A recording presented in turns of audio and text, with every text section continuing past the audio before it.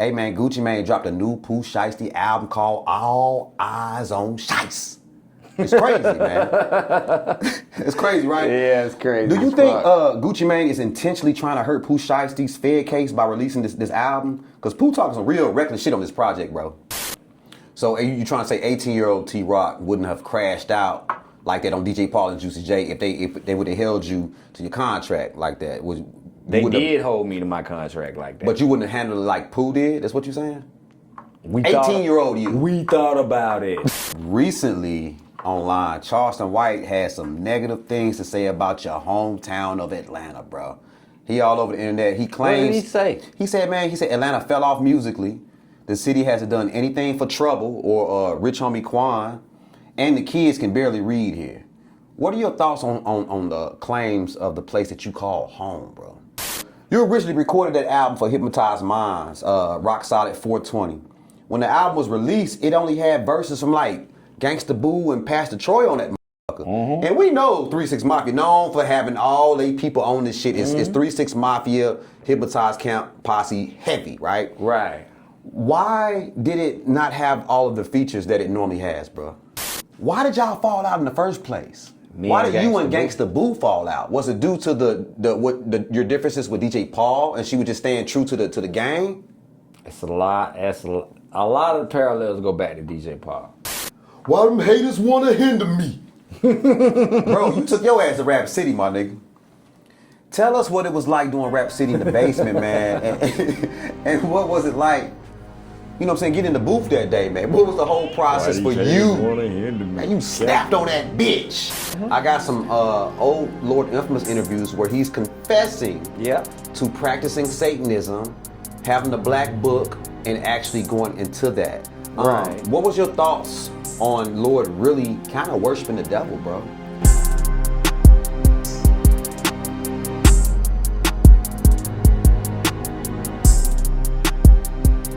Microphone check 1 2 1 2. You are now tuned into the Mafi channel.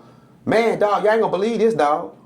We back again with a brand new T-Rock. Jail. Man, Rock, what's going on with you, bro? My House of Representatives be A-Town assassins, down to cause a riot in any shape, form, or fashion. Run up in your crib with intentions to be blasting. I want all of them presidential figures you was flashing. We some alcoholic niggas, weak hoes, we thrashing. Antagonist mob figures, mashing for cash. In a maze when you see the crooked holies harassing. All because we making cheddar, other clicks are lagging. Down for the cause, if haters wanna brawl, got my back against the wall. Hypnotized camp I call, we some trill figures, drug deal niggas, making skrill quicker, living in a world where it's hard not to kill niggas, enemies insane, lost their whole entire brain, sacrificing every chip that they can make over the fame. I'ma glean till I'm gone like I'm riding on a chrome, sacrificing all you haters, shaking knowledge in my dome, bitch. Oh my God, that's how you feel, bro? That's how we coming on, Rock. And one of you niggas wanna get some, I got some. And one of you niggas wanna get some, I got some. Wow. Bolo out, baby. Got a new album out, you heard me? Tell them about the album before we get into this new classic, bro. I got 2 new albums out, actually. It's the Bolo series, T-Rock Bolo Volume 1, available now. And by the time you hear this shit, T-Rock Bolo 2 will be available, you heard me? So it's a volume 1 and a volume 2, double disc set. You can stream it all day, baby. I ain't gonna hold you, man. That's probably the best intro of the year, period. Not just on the Mafia channel, just on the internet, period. I'm sure we're gonna hear about that Straight one, man. up. Welcome back, Rock. What brings you back again, big dog? Man. More questions and we ain't done, man. It's a lot of territory we ain't tap into. Thank you for everybody who gave support on the first interview, you know what I'm saying? Salute Mafi. That first one went crazy. Yeah, man. So I didn't know. All right, on the cool. A lot of people say it was my best interview ever because for these reasons. I was sensual and honest. Everybody know honesty when they hear it. Niggas know they know the smoke and mirror bullshit when they hear it. So they know it wasn't no smoke and mirrors. So we here for back open book shit. You know what I'm talking about? Man, I got a lot of positive feedback on the first interview, man. People love to see you on here. So I'm the type of person that I like to perform for my viewers. Whatever the viewers like, I give it. They said, yo, you have to have T-Rock come back. Yeah. I thought I did a phenomenal job. Right. We asked a lot of questions. They said, nigga, you ain't asking this. You ain't asking that. Damn, nigga, I thought I got off. Yeah, Well, guess what? You got off, but it's a lot more history than Hypnotized Minds. You got the rock solid music era. And see, my fans, they know about this shit. You know what I'm saying? No disrespect to the Hypnotized Mind era because it was able to catapult me into this life I have. Big blessings to them. You know what I'm talking about? Big blessings to ACP. Well, let's do this, bro. Before we get into all that, everything everybody want me to ask you, they all on my Instagram. Ask them this, ask them that. We gonna get to that. But I want to start off with a couple current events before we go into the Hypnotized Mind, T-Rock, Rock Solid, whole thing. So check this out. Now, we haven't rehearsed any of this. That's right. So let's go right to it, bro. Hey, man, Gucci Mane dropped a new Pooh Shiesty album called All Eyes on Shice. It's crazy, man. It's crazy, right? Yeah, it's crazy. Do you think Gucci Mane is intentionally trying to hurt Pooh Shiesty's Fed case by releasing this album? Because Pooh talking some real reckless shit on this project, bro. I haven't heard the album. Really? I haven't heard the album. I heard about the album. Shit, I've been working on my albums. I got a lot of albums. But I will say this. When it comes to that kind of shit, I've seen that kind of shit go down. You know what I'm saying? I'm not here to say he's trying to hurt his case. I don't know. See, when you put a lot into an artist, I'm going to talk to you as a CEO. As a CEO who's had artists. Because a lot of y'all don't know I've had artists. I put out a lot of artist albums. I ain't just been dropping T-Rock albums. I put out groups. I put out albums. So when you put your money into an artist and they go rogue, it makes you feel some kind of way. It's almost like, okay, say you put money into a house. You invested in this house, but the house had legs. And that motherfucker said, you know what, nigga? Fuck you. Like on some Skynet shit. You know what I'm saying? Because really, when I talk about the Skynet shit, you know, I'm talking computer shit, you know what I'm saying? Say you put all your trust into this, and one day it gathers all your knowledge. You gave it love, it gathers all your knowledge, and then it flips and goes rogue on you. You know what I'm saying? I've had that happen. I have had artists go rogue on me. And first I used to be like, damn, how in the fuck and why the fuck did this happen to me? And I tried to do everything opposite of what other CEOs did to me. You know what I'm saying? But you got to understand that's how life works. You know what I'm saying? So that's a tough one. That's a tough situation. And on the flip side, let's talk about this. I've been on the Pooh Shiesty side. Okay. I've been the nigga trying to get out his contract. You know what I'm saying? I've been the CEO, and that's why I let a lot of artists go, you know what I'm saying? And that was tough because that's money gone. You know what I'm saying? Money you'll never get back. But as an artist, I've been the nigga on contract trying to get off contract, and I've never took it to that level to where, look, nigga, we pulling guns out, nigga, but we thought about some shit.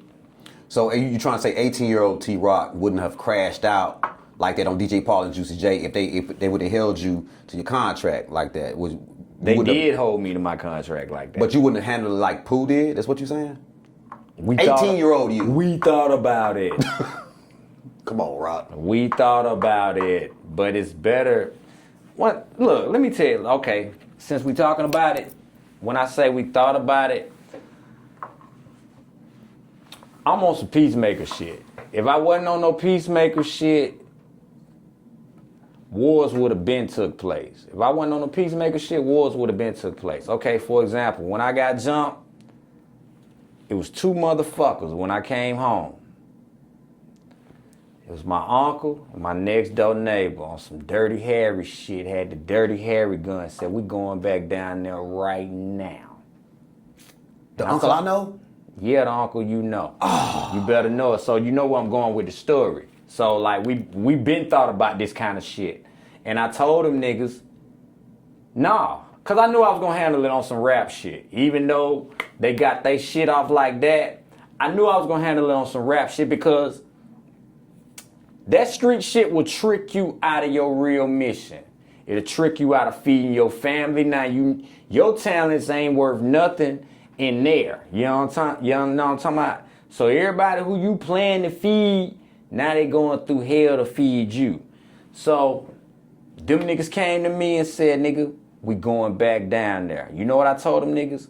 I said, nigga, if we go back down there, we ain't coming back. And I talked my niggas out of going back down there because I knew I was gonna handle on some music shit. Like this shit finna get real musical. So like niggas need to go back to getting musical with this shit. But yeah, we thought about it, and I'm saying that to say both of them niggas are in jail for murder right now. My uncle and my neighbor. So don't play with our ideas about this shit. See, I talk real cool and big props because I thank God I made it through that shit. But niggas wanna like, if I could say, downplay what we coulda did. Downplay what peacemakers could do.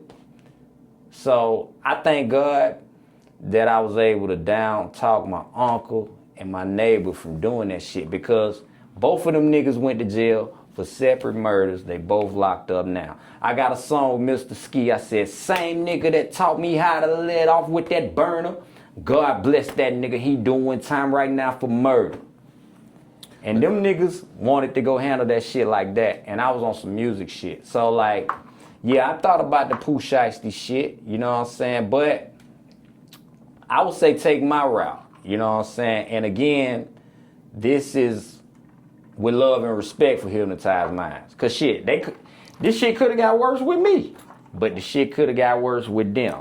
And we still all here.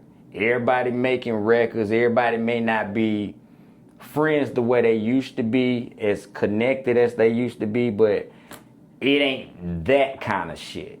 Let me ask this, bro. As a CEO yourself, what's your thoughts on Gucci telling Pooh he's dropped from 1017, but turning right around and release that nigga album on 1017 imprint anyway? What do you think about him doing it that way?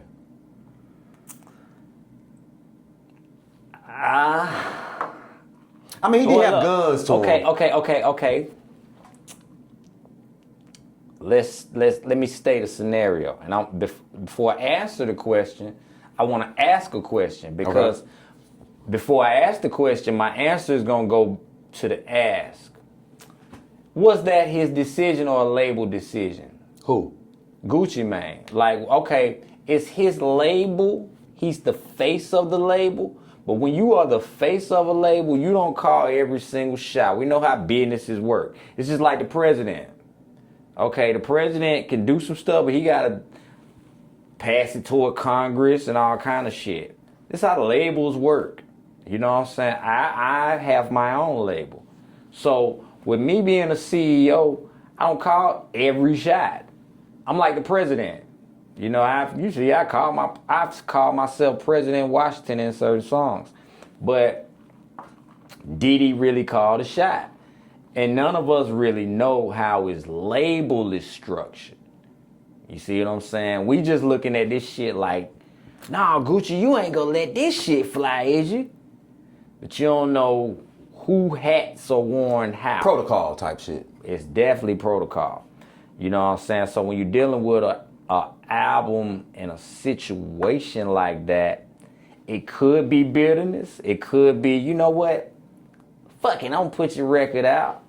You know what I'm saying? Or it could be presidential protocol. You know what I'm saying? Because, put it like this. It's a committee over almost every label. You know what I'm saying? And most labels that have one nigga or one or two niggas, they usually consider the shit as a dictatorship in the end anyway. So that situation could have went different from what we think. Okay. You know? Let me ask you this, bro. Recently online, Charleston White had some negative things to say about your hometown of Atlanta, bro. He all over the internet. He claims. What did he say? He said Atlanta fell off musically. The city hasn't done anything for Trouble or Rich Homie Quan, and the kids can barely read here. What are your thoughts on the claims of the place that you call home, bro? don't know if it's rage baiting I'll say this. I don't listen to a lot of Charleston White. No disrespect to you, Charleston. But I've heard Charleston White say some real shit, and then he'll double back and say some wild shit. You know what I'm saying? So, with that comment, that ain't just Atlanta. That's not just Atlanta. That's all around the world. So, it's about how you take it. I don't take that personally with my city. Okay. You know what I'm saying? Like, maybe, you know, he has an issue with Atlanta to where he wants to make a statement, you know what I'm saying, mad at some motherfuckers. And I've heard about him being mad at some motherfuckers in Atlanta. But the world is a ghetto. You heard the song, the world is a ghetto. If you gonna say that shit, I could pull up statistics where that shit you talking is far bigger in Atlanta, like far bigger in other states than it is in Atlanta. Hey, look, he also says ATL don't got no streamers, and everybody here is gay. In your opinion, has Atlanta fell from grace? Well, you got to look at it. I was just watching the news today, right?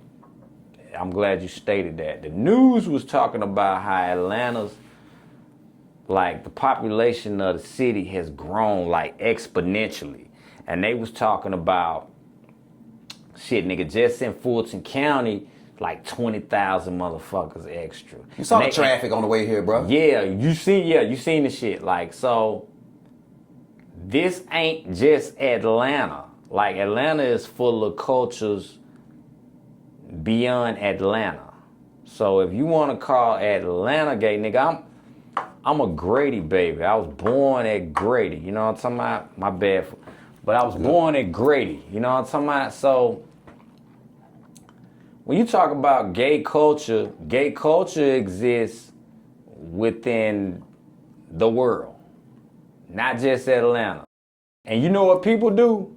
Travel where the money at. And you know where the money at? My city.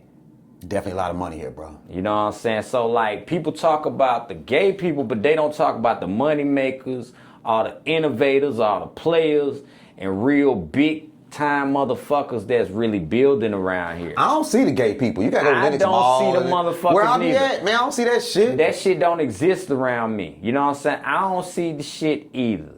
So, like, when they talk it, I just thank God I don't see it. Like, put it like this. I don't see it around my partners. And I'll say this with all due respect. The only thing I see it with is the girls. The girls like girls. But you know what I'm saying? A lot of the kings, you know what I'm saying? A lot of us, we get turned on by the girls liking the girls, sadly. But ain't nobody aroused by no niggas on niggas, nigga. Ain't nobody fucking with that kind of shit. So, like, if anything, what I'll say, I've seen, because look, this is a culture shock if you want to talk about it. Okay, in school, in middle school, in high school and shit, the girls couldn't do it. That shit was taboo. What was the quote in the movies? Strictly dickly. I ain't heard no bitch say that shit in forever. Huh? Don't no bitches say strictly dickly no more. Like, so if anything, what I'm saying is, it be the girls. It don't be no casual, everyday, real ass niggas like us. You know what I'm saying? But again, Too Short had a song years ago on Cocktails. He said, nigga, he was basically saying about how the girls, he said, late at night, you see women freak women. On HBO, you see women freak women. Sex sells. That's why I keep pimping. You know where that nigga was living at the time? Atlanta. He was talking about the women freaking women. Sex sells. That's why I keep pimping. So, if anything, it's more the women. But you know, again, brothers, I'm not going to say it's on us. Because people are people. You know what I'm saying? But, you know, we like the women on women from time to time and shit. But I ain't seen no niggas on niggas. And I thank God for that. I ain't trying to see I that. ain't trying to see that shit. You know what I'm saying? Man, let's get to one of these questions, man. That on my Instagram, which is it's Mafi, ITSSMAFI, we got a lot of people that's like, yo, when you bring rock back, you gotta ask them these. So I'm taking some of these questions from your actual fans, bro. They want to know about the Rock Solid 420 album. They say, damn, Mafi, how dare you not even bring that motherfucking album up in the first interview? So my bad, y'all. Guess what? I got rock back. We finna spin the block. I got y'all, right? Let's talk about Let's do this, bro. You originally recorded that album for Hypnotized Minds, Rock Solid 420. When the album was released, it only had verses from like Gangsta Boo and Pastor Troy on that motherfucker. Mm-hmm. And we know 3-6 Mafia, known for having all they people on this shit. It's 3-6 Mafia, Hypnotized Camp, Posse, heavy, right? Right. Why did it not have all of the features that it normally has, bro? What happened there?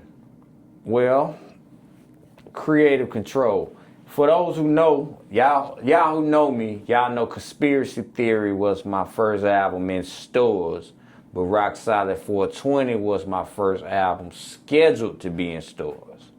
Big difference. So when Conspiracy Theory came out, I recorded Conspiracy Theory after Rock Solid. And a lot of Conspiracy Theory, believe it or not, that shit was supposed to been on Rock Solid. I had songs, man, I had about 4 albums worth of shit ready to go for Rock Solid before I even heard a beat. You know, we used to write like that. And so that's why I was able to do Conspiracy Theory the way I was able to do it, because I was able to do my own thing with no creative control. That's what you heard with Conspiracy Theory. Just give me the beats. I'm going to show you I can go with no creative control and still sell records and make this shit sound good and be a legitimate artist on my own, doing it my way. But once they saw that soul, then they decided, all right, we'll put out Rock Solid 420.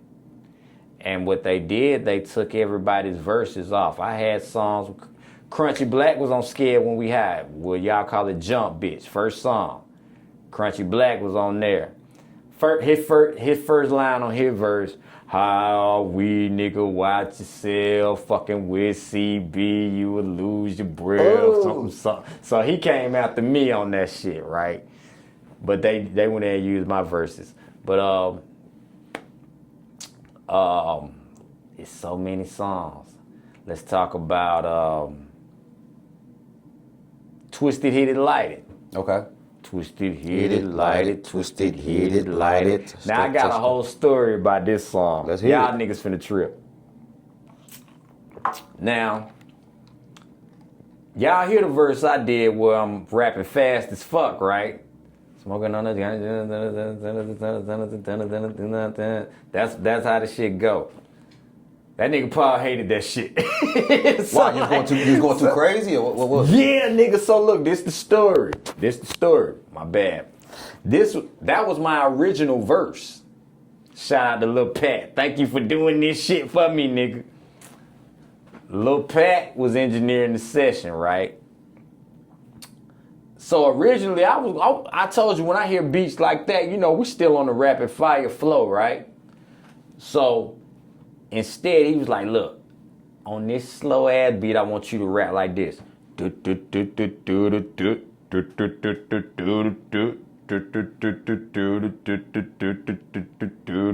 I'm like, nigga, that shit gonna be whack as fuck. Like, nigga, oh no, I'm thinking. This is what I'm thinking. Like, nigga, that shit gonna be whack as fuck. But I did what he asked me to do, right? So I wrote the verse with that cadence.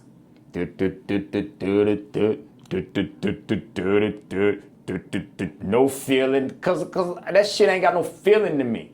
You know what I'm saying? It even sound dead. Listen to the cadence, like the cadence is dope, but it sounds dead. So I did the shit, and the nigga didn't like it. Who didn't like it? Paul didn't like it. Did what he said. Oh, it's cool. So they turned around and put Gangsta Boo on the song. Gangsta Boo was on that shit, which y'all don't know. Gangsta Boo come on that motherfucker. In tongue twist. And they let it fly. I bet she got off. Yeah, the shit was fire. So I'm like, huh? How the fuck this work? So I went to Lil Pat. This is my album. I went to Lil Pat. I was like, Pat, let me do my original verse. So what y'all hear was my original verse. You know what I'm saying? The tongue twisting shit, right? That nigga came back in and said I was trying to out-rap Gangsta Boo. And I'm like, nigga, how dare you? This is my album. You know, you trying to out-rap Gangsta Boo? What the fuck are you talking about? Shouldn't a nigga want to be his best on his own shit? You just said that verse was cool when I did what you asked me to do. And you know that flow dead as fuck. You know that flow dead in the motherfucker. She come through, spark it with what I do, which is tongue twist, and you mad at me? So look, he told Lil Pat, keep the other verse T-Raw had, the cool one. Pat said, I deleted it. No. I deleted it, nigga. And oh yeah, that was the end of that night. Let me ask you this though, bro. What was the point of them taking off the dope features and stuff? Was it to hurt your project? Why would you want to hurt the project if they're getting paid off of it? Would they want the best features on there? I think you would want the best features on it, but they didn't want it to sell. I don't think they wanted to sell. I think what it was they saw I sold records without them. And once I sold records without them, hell, you may as well go ahead and put the shit out. Kind of thing, you know what I'm saying? They didn't have any expectations for that album. It came out on a label called Club Memphis. A label straight created for that particular album. Really? What other album has come under Club Memphis? None. But if you look at the publishing, it says Tef Noise Music. That's the publishing that goes under every Hypnotized Mind record. That's how you know it's still a Hypnotized Mind record. So let's talk about more features that were took off. So, cause I want to talk about this. Told you about the Crunchy Black feature, Gangsta Boo. Cross Out Niggas was me and Project Pat together. That was a story rap. So you hear my verse where you hear I'm talking about. He's on the hook though. Right. So he started the song off. He came in, just a pound of that light, smoking on that light, green. That was his flow. That nigga was going. So that's how the song really started. So it was about this nigga that crossed me and him out. So we come back together to get the nigga. So he rapped first, then my verse, the verse that you hear, that comes next. Then the third verse, we were going back and forth, 4 bars back and forth. Are y'all in the studio together this time or no? Yeah, nigga, we in the studio together.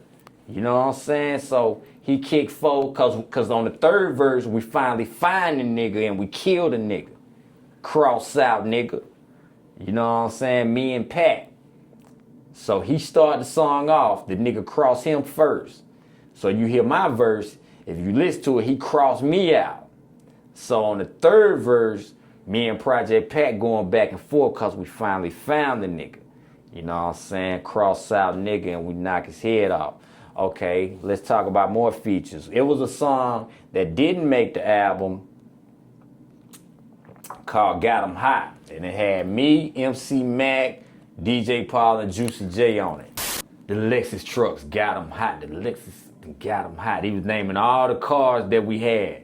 The Lexus trucks got 'em hot. The Escalades got 'em hot. You know what I'm saying?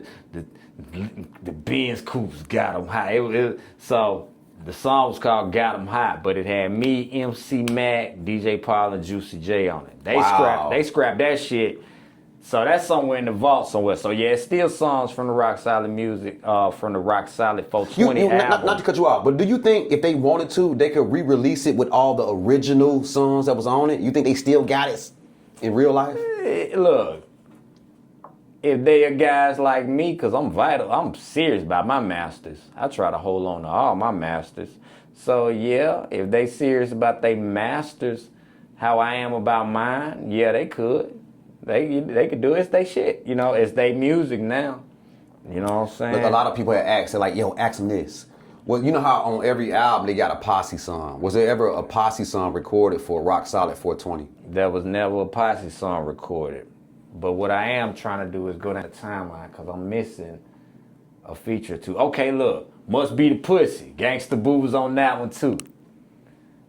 Must be the pussy cause it show ain't your little dick. She was talking that shit on that motherfucker. Must be the pussy cause it show ain't your little dick. Must be the pussy cause it ain't your face, ho. So she was on that cut. But I didn't have a posse song. But yeah, she the Must Be the Pussy song, Gangsta Boo was on that song. Must be the pussy cause it show ain't your little dick. I still remember a verse, you know what I'm saying? But I didn't have a posse song. Damn, I didn't have a posse song when I think about it. But I'm trying to go over all the features. Because I remember the features. I remember everybody who was supposed to be on the album. Was Lord rapping on there? I think Lord was on, let me see, what song was he on? A Drought. He didn't rap on that. Now look, that song was laid out the way it was. That song, that particular song was laid out. I think I named all the features actually. Give me some. That was okay. Look, I can tell you this. With my yawks in my face, nigga, you can give me some. Ski mask on, nigga, you can give me some. Snort it out on the plate, nigga, you can give me some. Caught you slipping on the lake. You hear DJ Paul on that hook. So DJ Paul, you know, they make appearances, you know, small appearances on the album. But Project Pat wrote that hook for me. Mm. He said it first. When my yawks in the face, nigga, you can give me some. Excuse me, man. Nigga, you can give me some. Out on that plate, nigga, you can give me some. Caught you slipping on the lake, nigga, you can give me some. Yeah, shout out to Project Pat. Project Pat wrote that. But DJ Paul heard it and he was like, let me say it. You know what I'm saying? Which shit worked out tight. You know what I'm saying? Because Paul was bumping saying shit too. But I didn't have a posse song, man. And I wish I did. You know how did you find out that Rock Solid 420 was even released? Because y'all wasn't dealing with each other at the time. Right. How'd you find out? I was not fucking with them niggas. So my album had already been out. Conspiracy Theory was selling records. They didn't expect me to sell thousands of units without them. So one day, one of my homeboys stepped to me like, hey, you know your album out, nigga, that shit hard. I'm like, yeah, you talking about Conspiracy Theory? Like, nah, nigga, you got a new nigga Rock Solid out, nigga. I'm like, nigga, you lying? Nah, it's out, nigga. So I'm like, okay, let me go to the record store. Because the partner who told me this, he wasn't a liar. You know what I'm saying? So I'm like, it sounds like you lying, but you don't lie. You know what I'm saying? Like, kind of shit. So let me go check this shit out myself. So I went and checked it out, and it was out. I went and bought it. I was like, let me hear what they did with my shit. So I got to hear it for the first time and vibe out and see, you know, what they did with it. But yeah, they took a lot of those features off. They took almost every feature off. And the features that you hear, like For Only You, that was on Gangsta Boo album. You know, What's Up, Big Mouth, Big Talk, that was on Hypnotized Camp Posse. So they really stripped the album naked of the new features that would have been on the album. To your recollection, to date, how many... that motherfucker still sold. That's what I was about to ask. How many albums has Rock Solid 420 sold that you know of? Well, last time I checked, that Conspiracy Theory and Def Con was still my biggest sellers. Alongside of the Kush. Y'all niggas know about the Kush. 420 Reincarnated. Everything from the Rock Solid run. War Wounds, Life Lessons. You know what I'm saying? When CDs was selling. But, see, my thing, I think they put it out because they already saw I could sell records without them. So, like, what the hell do we got to lose? You know, let's just go ahead and make some money off the motherfucker. You know what I'm saying? Instead of just letting it sit in the vault.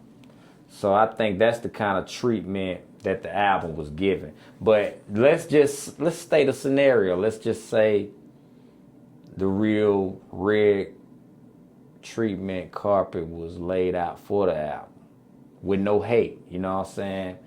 Cause I've had artists, like I said when we was talking about my artists earlier, I've had artists, man, like with the Gucci Mane situation. I want to scrap their project. And we be done fell out, whole album done. And you know what I do? This shit coming out.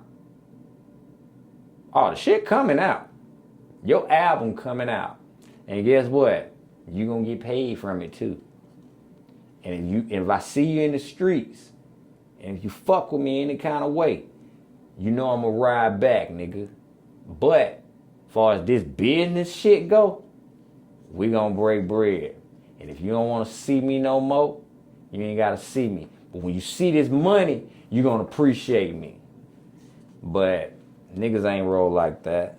Now, have you ever received a check from Rock Solid 420 ever? Hell no. Why?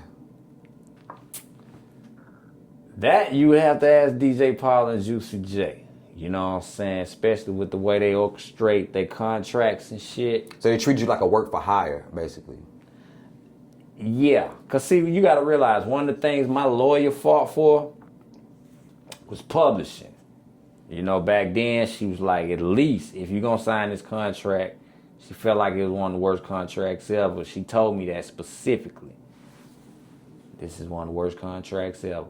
But everybody wanted them because everybody wanted to be with Hypnotized Minds. Yep. You understand? So, at least let me fight for your publishing. You know, you see the Michael Jackson, Paul McCartney shit going on years later. But we as artists, we just, it's just royalty checks. Royalty checks and shows and, you know, fame and money and power. No, nigga. She was breaking that shit down. And she told me, this is what she told me. She said, if you sign this contract, you will be a starving artist. Damn. So look, artists, take that as a lesson. Don't take it as, oh, T-Rock. Don't take it as a kick in the gut to T-Rock. Take it as a lesson that it can happen to you.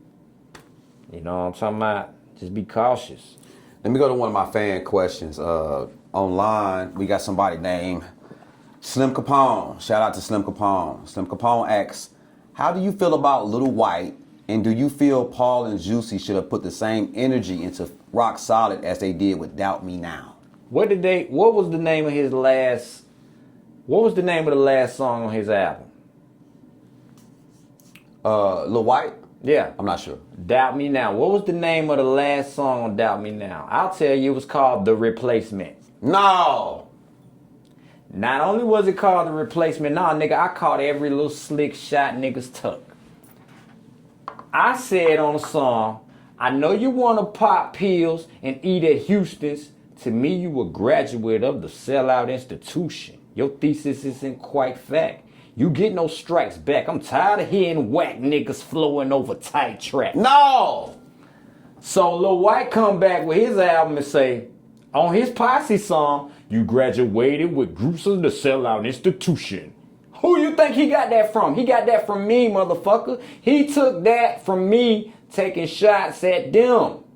He took on a war that wasn't even his. Loyalty to these niggas. You understand? Nigga, that shit wasn't even about you. But you wanted to, I know how it go. You want to be in the Mafia so bad. But look, no disrespect to Lil White, because he know what he did. I ain't never knew this. And nah, you know what you did on that song. Like, and it ain't no shit about, I would want to fight Lil. I love Lil White. But he know what he did on that song. You graduated with harder to sell out institution. Nigga, you took that from me. You took that motherfucking line from me blatantly. His album was called The Replacements. Well, that song, they called his Posse song The Replacement. So ain't that factual enough? That's what they was trying to do with Lil White? And then I'ma say this, you listen to his style. Listen to that hype shit. Listen to my intensity when I rap. Listen to that hype shit. Only thing they did different with him was gave him a player fly flow. I've always thought he sounded like Player Fly flow with an intense voice. Because them niggas have always been obsessed with Player Fly flow. Wow. So I never knew it was tension between you and Lil White. No, it wasn't no tension between Lil and White. I ain't never had no songs It wasn't no tension between me and Lil White. The label brought tension between me and Lil White. Okay. Let's get that shit right. Okay. When no tension, look, when I was leaving, he was coming. So we met. You understand? One time we bumped in the elevator together. I bumped the verse, he bumped the verse. I remember that night like vividly in my mind. You understand? But when I was leaving, he was coming. So labels will pit you against each other. If he knew me, and if he was able to hear my stories, he probably wouldn't have did that shit. But to earn a spot and to have a career, he took my shit. But I love you still. Wow. I never knew that one, bro. Let's go to another fan question, man. Matter of fact, I want to know this too, bro. The Lexus, right? Mm-hmm. You got a Lexus when you was with Hypnotized Minds. How did the Lexus come about? Was it given to you? Was it yours when you came into the picture? That was part of the label deal. Really? Elaborate. That was part of the label deal. So like, I never got any money up front. You know, when people want to talk about T-Rock, yeah, T-Rock should go back to Hypnotized Minds and beg DJ Paul and 3-6 Mafia for his spot. But I never got any money up front. What the fuck am I begging for? What, some groupie shit? Nah, and I'm saying that to fans. I'm not talking to niggas on no business shit. Right. But y'all don't know the business. You know, and what you do, you make the good guy to be you make the baby face into the heel. You know what I'm talking about? You'll make the good guy into the bad guy because you want to believe that the bad guy is the good guy. So with that being said, I ain't getting no money up front in my deal. I got a Hypnotized Mind chain and a Lexus. Now, they called me now. This shit was exciting as a kid because I'm 17. Wow. You know what I'm saying? I'm 17, still in high school. T-Rock, we're finna bring you to Memphis. We're finna buy your car. Huh? Yeah, we're finna buy your car. What kind of car you want? You want a Caprice? You want a Mustang? Or, you know what I'm saying, a Chevy? I'm thinking all that shit sound cool as hell. I guess the Mustang though, you know what I'm saying? Because my partners knew was riding Mustangs and shit, right? Tim, rest in peace. Tim Rest in had peace, the clean Tim, ass man. Mustang. So I get to Memphis, I'm thinking I'm finna get a Mustang or something. These motherfuckers take me to the Lexus dealership. Whoa. Floored me. I'm like, what the fuck? You know what I'm saying? Like, floored me. They take me to the Lexus dealership, and I get a Lexus paid for in full that day that I don't even know how to drive. Like, I ain't got no license. Like I'm young as fuck. You know what I'm saying? Like, so now you see the blessing of it all. So I'm not here to say, oh, hey, Hypnotized Minds. This ain't that. We talking. So that night, man, I had some weed, right? So I'm in the hotel smoking weed and shit. Like, damn, I got a Lexus sitting outside. I'm in the hotel smoking my little weed. The next thing you know, boo, boo, boo, boo, boo, boo, boo, boo, boo. The knock was on the door hard as hell. I'm like, what the fuck? Who is it? Security! Nigga, I can't make this up. Like, oh, shit, I'm fucked tonight, nigga. Security? I open the door. It's security. It's real security. But it's a fine-ass girl. Look, I'm 17. She's 27, nigga. Sexy as fuck. Like, I heard remember 3-6 Mafia up in here. Is it true? I was like, hell yeah, bring your ass in. You got the chain and everything, nigga. So yeah, I'm like, okay, this shit finna go down. So we up in the room. She at work in my room. You know what I'm talking about? 27 up in here with a 17-year-old motherfucker like me. Kicking it, smoking weed and shit. She take me to go get more weed. She get off work. I'm fucking. No. I'm fucking the shit out of her ass. She told me, T-Rock, you sound good as your dick feel. I never forget that shit. 27, nigga. 17, nigga. So, I'm telling Juicy about the shit. T-Rock, you use a condom. That was that motherfucker gonna ask him. T-Rock, you use a condom. Yeah, nigga.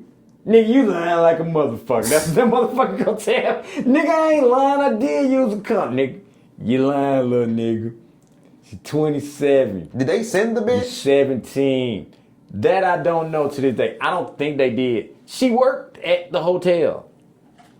Now, did they send the bitch? I don't know because, you know, I understand how power ties work. You know what I'm saying? And tests. Power ties and tests. I understand how the shit work. But, yeah, nigga, that shit really happened. Yeah, she said, T-Rock.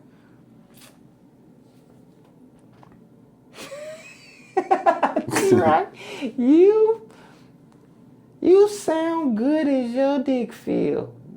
So you gotta know that's an ego booster for a 17-year-old nigga.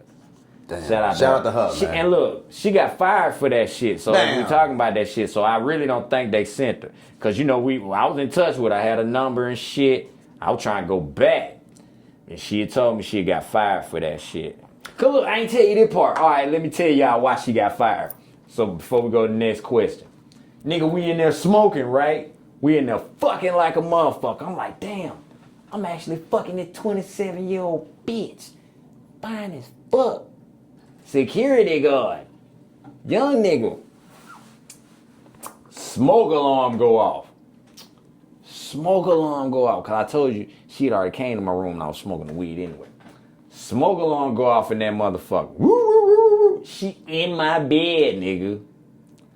More motherfucking security. Wait, the bitch supposed to be at work, but she nigga, she bitch on the clock. Look, nah, she clocked out. Look, and look, she was coming back and forth when she was on the clock, but she was off the clock.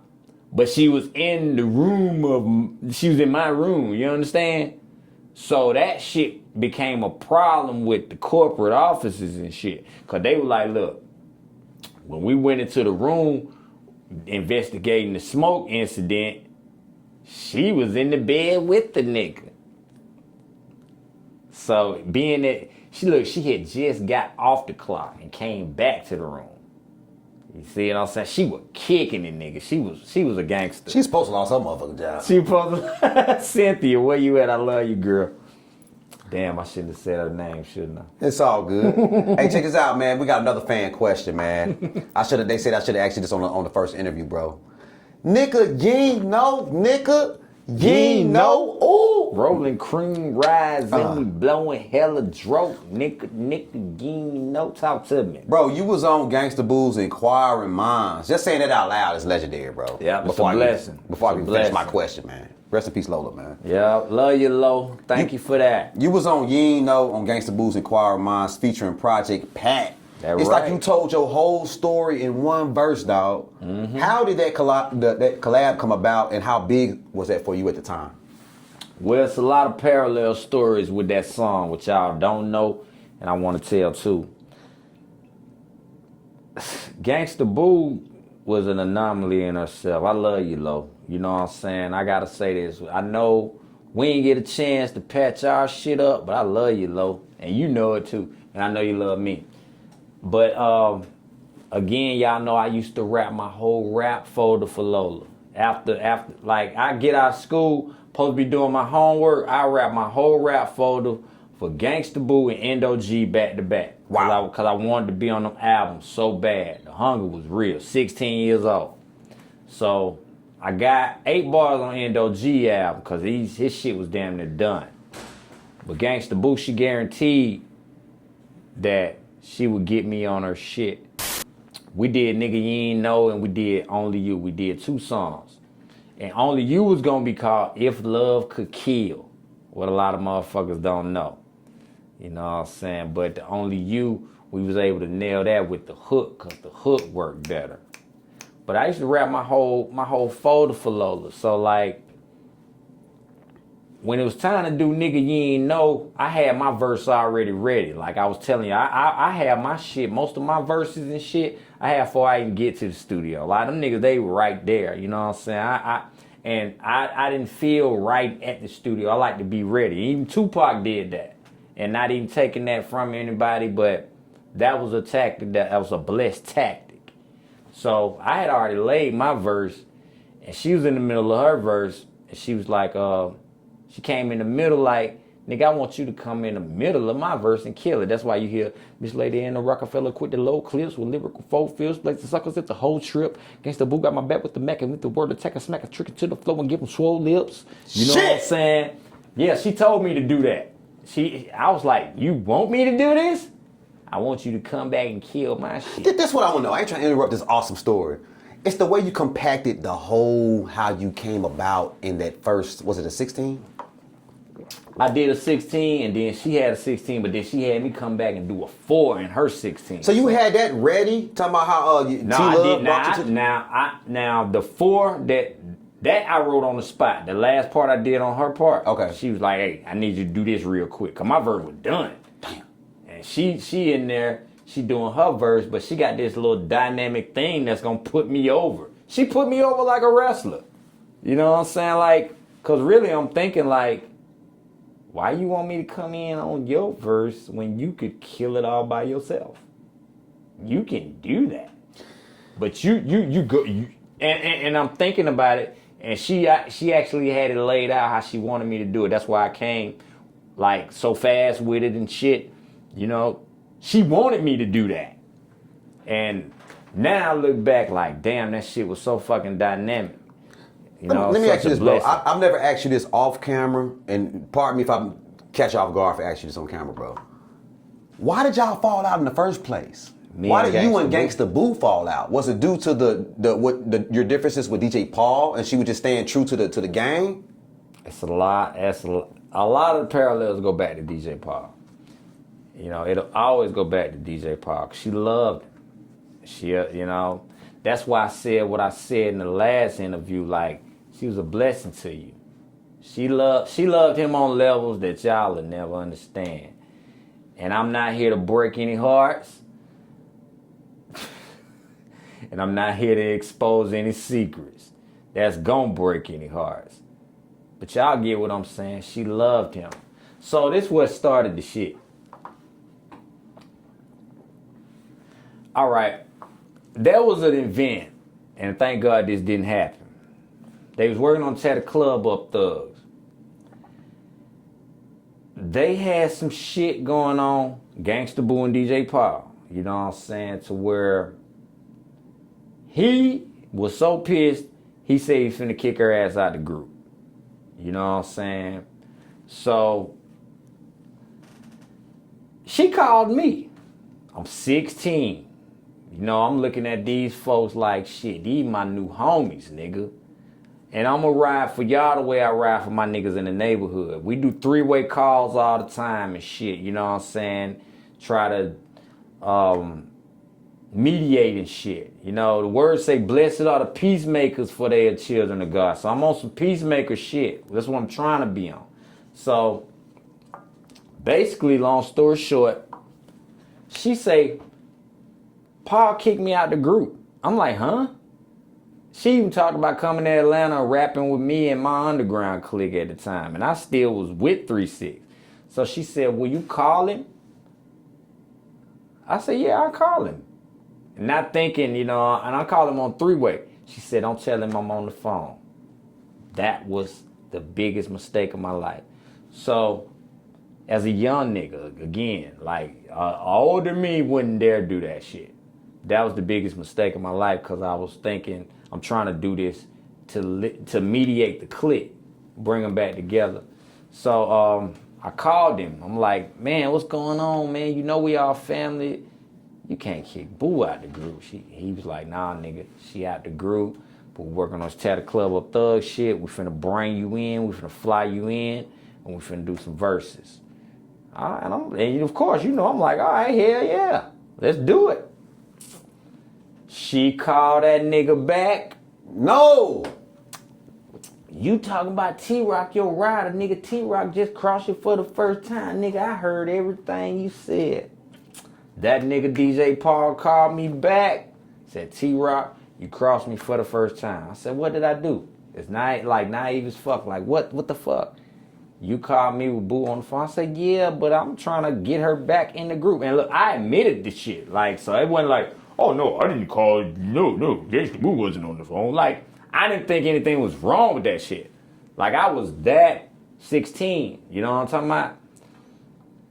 And that changed a lot of shit, you know what I'm saying? After that, me and her were never the same. And Paul was even like, nigga, stay away from Gangsta Boo. You know what I'm saying? Stay away from, and that's when they start kicking. Hold on, bro. I can see why he would be mad. Like, damn, bro, you called the motherfucker on three-way with me. But why was she mad? You was actually on her side and trying to help her out. Why was she upset with you? That I never understand. So look, did what she did. She's working on Inquiring Minds. This song didn't make the album. But you know, this for all you player haters, this for all you player haters. That so be talking, that shit talking, that shit. Yeah, so they had a remake of that for her album. Nigga, she got on that motherfucker dissing me in my face. and then she asked me, she said, you ain't got no raps dissing me, do you? And I didn't. Because I loved her. Nah, hell no. And I didn't understand the situation. I was like, you got anything dissing me? She's like, hell nah, baby. That's what she told me. Motherfucker got in the booth. This for all you motherfuckers talking all the motherfucking shit, something, but it's all good, shouted. When I heard this all good, shouted. It's an ATL shit. Nigga, she broke the whole scenario down in the song and shit. They didn't use it though. I also heard. And you know what them niggas stepped to me and told me that night? Nigga, she diss us in almost every rap. So that's what she do, huh? They was like, that's what the fuck she do. That's part of why she raw like that. You know what I'm saying? Like, she'll take some shit. So like, this ain't no Gangsta Boo hate. She'll take some shit that happens, not say your name, and roast the fuck out your ass in that motherfucker and have you bobbing your head to the shit. And it's gonna be bumping. Yeah, and have you bobbing your head because you relate to the situation too, because somebody may have did the shit to you. But that's what comes with art, you know what I'm saying? So I don't hate her for it, but I'm glad that song didn't come out. And I couldn't believe she was doing that to me because, you know, we were so cool. You know what I'm saying? We were so cool. And look, you see, I made the album. So of course we got definitely made the album. Yeah, you see, two songs. So we got past that, and all the stories you hear about the Escalade that I told you, the Tupac songs, all that shit came after that. But this I'll say this. Let's talk about it. When they dissed me, when we was all going to war and shit, all right, when they jumped me, she was not in the group. See, she flipped the whole narrative before she passed. You think that she was in the group, it was post, tell that old washed up rapper from Atlanta don't get jumped again. Lord Infamous would have never wanted a rest in peace song. You know, and that shit was hurtful because I'm watching like, and look, at the time, I was working on a gospel album. So I felt like God was telling me on the cool, this time you fought, this time let me fight. So I said nothing. I wasn't going to do no diss records. I was going to finish this gospel record. Because it's funny when, this is where I was at. Where was this shit when I was doing Def Con? I did Def Con Lyrical Warfare and you niggas was silent as fuck. Man, you would've went a Gangsta Boo like that, man. No. I had a song called Holy War about Gangsta Boo that I never put out. T-Love begged me to put it out and I said I'll never put this shit out. And I buried that song. Gangsta Boo will get annihilated. A holy war is in effect, but you violated. And I'm gonna say that and I'll leave that alone. No. But yeah. You might want to cut that out the interview. I don't want to piss you off. I got you. I don't want to hurt y'all, but you can keep it. I mean, it's ugly real. It's the truth. I don't hate her. I told them niggas I would never put that song out. And look, the song, I got a lot of songs. This shit is like erased from history. You know what I'm saying? You know, masters, that shit is destroyed. So like, you'll never find it. Well, look, what's your Burnt thoughts up. on people saying that you and Gangsta Boo should have did an album together? Because the songs y'all did together was fire. Well, the chemistry was that's dope. the thing. Going back to the shit, when we was together, like, she called them niggas, she said, she cussed them niggas out. See, like, when I talk about how she flipped the narrative, this what really happened. She told me, I called Paul and cussed his ass from A to Z. And I told him, you just a child. And you know, as a young nigga, you like, you child. But technically I was, you know what I'm saying, on that level. And she told me, T-Rock, don't let them make you bitter. Which was some of the realest shit she could have ever said. And I was like, it's easy for you to say. You know what I'm saying? But when I think about it now, she knew more than I knew, and I gave her respect for knowing. She been with them niggas for years. Don't let them make you bitter.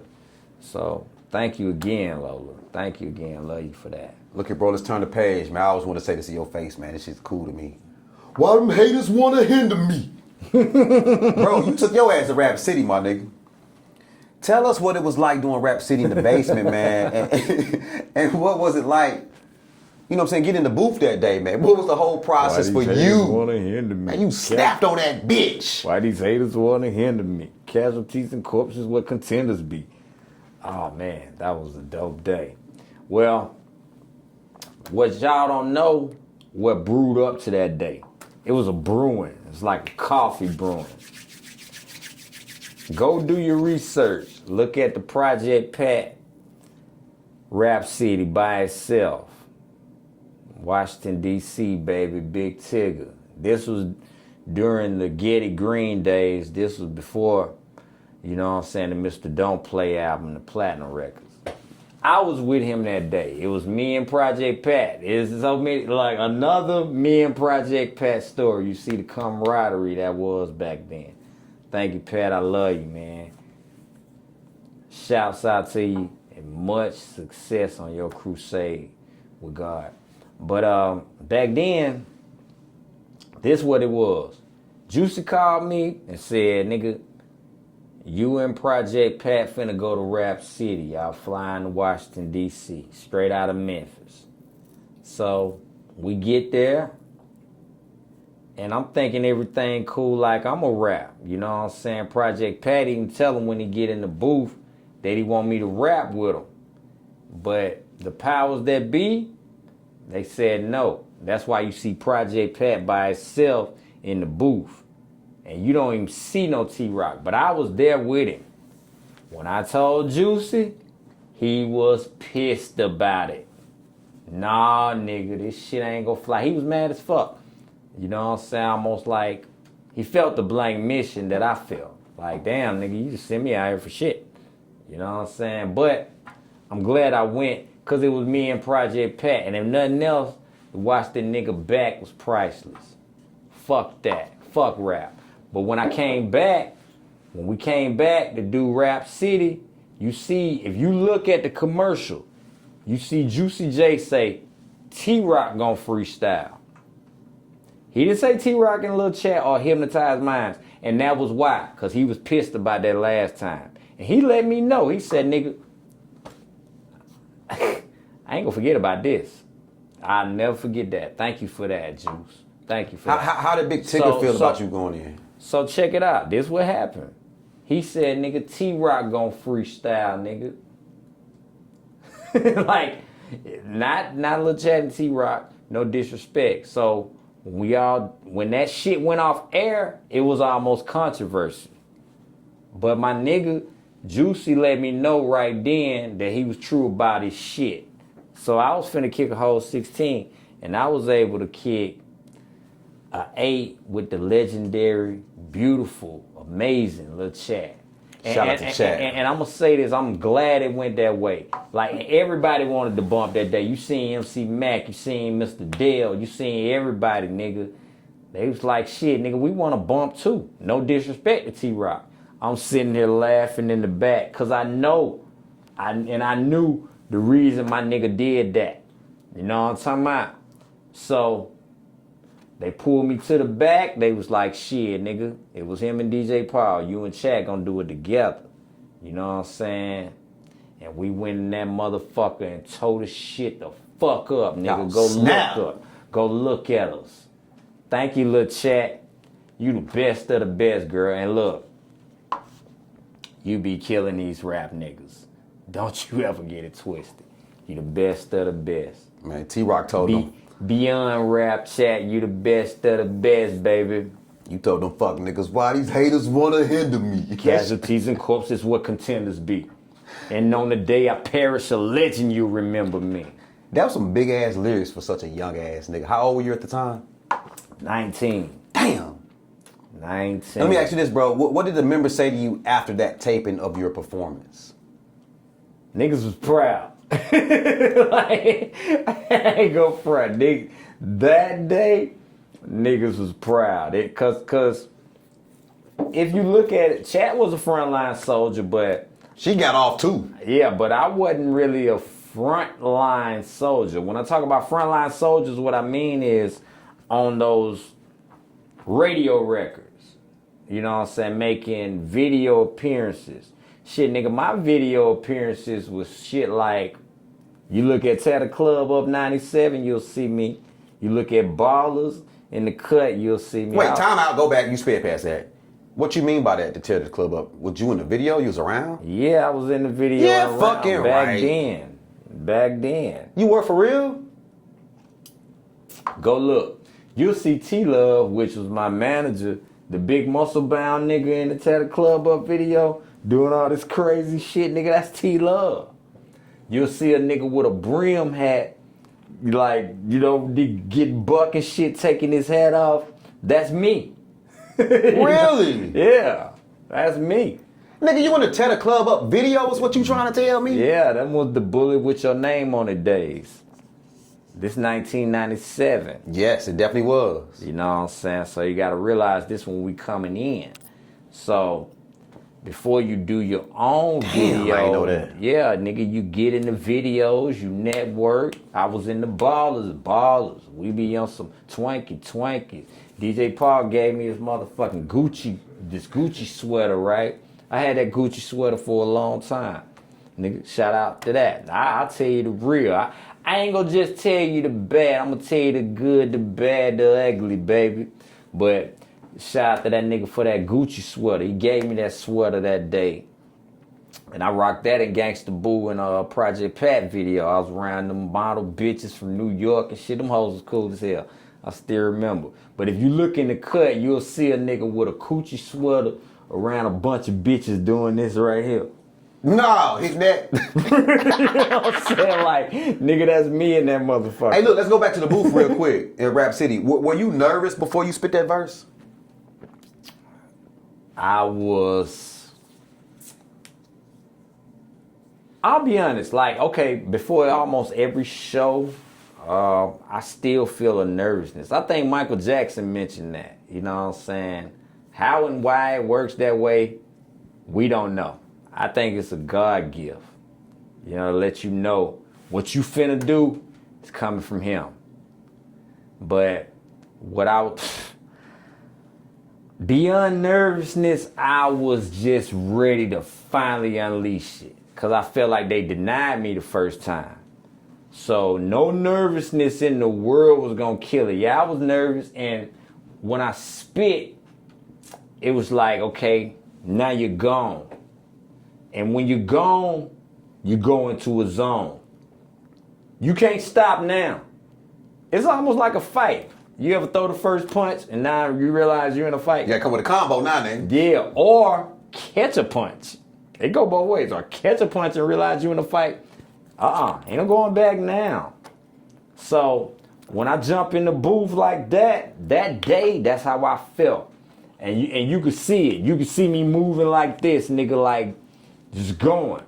You know what I'm saying? Just let the flow take over. I pray and I go. You know what I'm saying? A lot of rappers pray before you write. I pray and I go. You know what I'm talking about? And I'm not here to tell you to be over religious or do what I do, you know what I'm saying, live how I live. But I will tell you what works for this music and this microphone. And people will tell you about their victories over and over. It go beyond music. Pray before you do it. Pray before you do it. And Michael Jackson even used to say that too. Like, you know, you got the little funny thing where they say in the movie where he was talking about, man, I got to pray for it because God might give it to Prince. Nah, it's interviews where he talk about that. He said everything he wrote, he said, nah, it was all God-given. And he said he ain't wrote nothing. You know, so, yeah, I just pray and let it go. Just don't be scared. Just go. Just go and know God behind you. And sometimes, let me say this. Lately, sometimes when I rap, I feel like something big is behind me. I cannot explain it. I've been through a lot of adversity. But I pray before I write every rap. I don't care how raunchy it is. I don't care how hardcore it is. I pray before I write every rap. You know what I'm saying? Sometimes when I rap, I be feeling like something big behind me. And when I feel that, I don't get scared. It amp me up even more. It make me want to, I be like that in the booth. You know what I'm saying? I ain't scared at all. Yeah, something big be behind me. Let me ask you this, bro. You told me this off camera, but we got to get this on camera, my nigga. Project Pat really wanted to be in a group with you?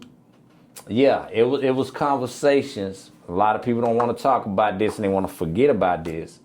Years ago, this was around the Getty Green era. He stepped in and he said he wanted to be a group with me. Cause look, a lot of people don't know the Getty Green era, okay. Man, me and him did probably about 5-6 songs together. You see, none of them made the album. But that's how it was back then. He did a lot of songs for his album.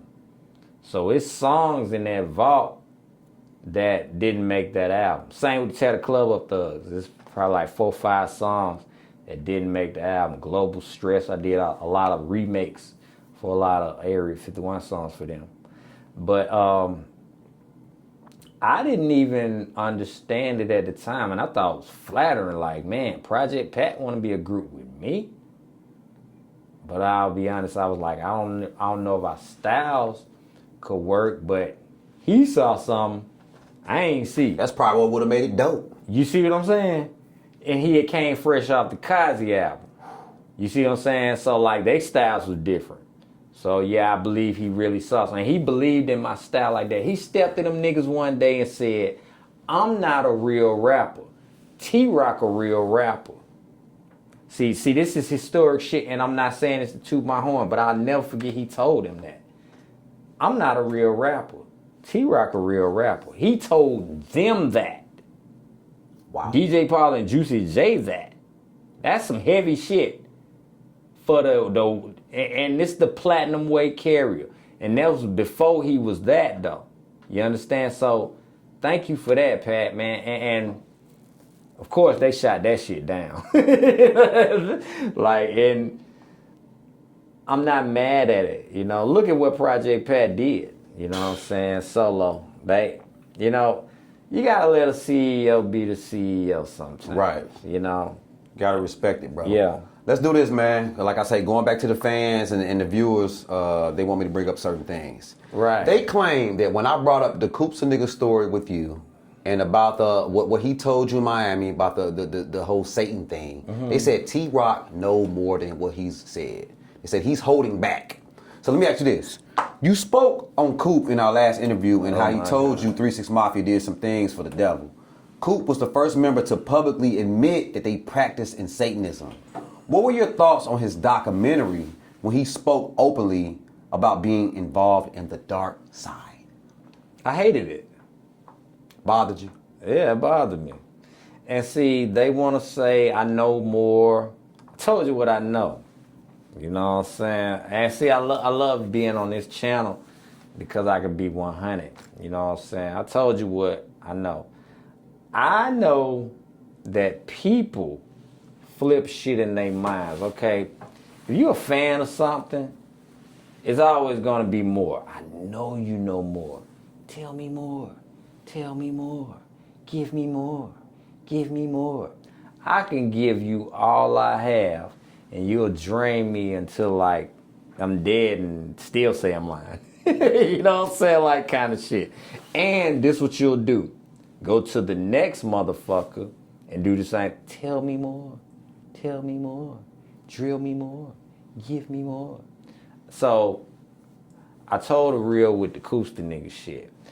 You know what I'm saying? But I hated the documentary, I'll be honest. I hated he felt that way. I didn't hate him. So let's get that shit straight. Right. You know what I'm saying? I just, man, he spoke about his complex with God and why God, he felt like God, the things that God did made him upset. You understand? And man, I've had many battles with family members and even within myself where don't get upset with God. You understand? Because he is going to be who he is. He is your father. He's mine. And that's why I said there is no dark member of 3-6 Mafia. In the last interview, You did say that's what I was talking about. Niggas may be getting caught up in dark things, but there is no dark member because everybody comes from the light. Everybody comes from Elohim. Everybody comes from heaven. Everybody comes from the one God who loves us all. It's scriptures that talk about how God loves us so much. He told the angels to take care and exalt us. And there were certain angels, which was Satan, that said, no, I will only exalt you, king. And for that, they got kicked out of heaven. That goes to show how much God loved people. So I'm talking about my love for people and my love for Coop first. But it hurt me because I saw how, put it like this, the demonic shit, you know what I'm saying, the things that you go through and the things that you embrace, the things that you love, you can hurt you in the end. You know what I'm saying? And the one that loves you, you don't want to go through the tests and the trials and the tribulations of that. You know what I'm saying? And a lot of us do that. So I'm not talking about him parallel. I'm talking about how it can affect everybody. Right. You know what I'm saying? And we got to stay strong and press forward. You know what I'm saying? And I just wish my brother could have stayed strong, pressed forward, as opposed to putting out those kind of views. Now, when you go back to the 3-6 Mafia and all of that, I learned that there were things that I didn't know about that they were dealing with. You understand? So perspectives and everything is different for people. Look, let me tell you something about Kusta nigga. When I first came in the group, you know what they told me about Kusta nigga? What? They said he may be one of the smartest motherfuckers that ever exists. Definitely the smartest motherfucker in the group, and he can cook his ass off. Damn. See, y'all know that about him. They were like, you ain't never had no Kusta nigga meal? You ain't never had a meal from Kusta nigga? Yeah, I remember this shit. Like, and I'm sitting here like, he can cook? They like, motherfucker, yeah. Well, why the fuck are we going to all these restaurants? Like, let that motherfucking nigga cook. On some real shit, and I'm saying it out of love, but like, man, I just pray all my brothers to be in heaven. It's scriptures that say God wants us all to be in heaven. So like when my brothers pass and my brothers don't agree with my doctrine and stuff, it don't stop me from loving them. So that's how I feel about Kusta nigga. You know what I'm saying? I just pray. I pray grace and love on his spirit. I pray grace and love on Lord Infamous spirit. I pray grace and love on Gangsta Boo spirit. Everybody's spirit, baby. You know what I'm saying? Let me ask you this, bro. Coop claimed he was angry at God and he wanted to make black people comfortable with 666 in that documentary. That's such a powerful statement, Rob. Do you feel like we were tricked into liking devil music? Sometimes, yeah. But as I say that, were they tricked into liking devil's music? Elaborate. 3-6 Mafia, were you tricked into liking devil's music? And I'm gonna tell you something. I was telling my mama this a few days ago. Y'all know my mama's a pastor. If you don't know, my mama's a newly ordained pastor. But I told my mama the rub off is real. Cause she was doing something so good, you know what I'm saying? At the time, I saw it rubbing off like on my family, you know what I'm saying? On the whole household kind of thing. The rub off is real. And I felt like God was telling me at one point in time, when you change, they'll change. See, I thought it was like, yeah, T-Rock, you think you're hearing from God. When you change, they'll change. And the rub off is real. So, yeah.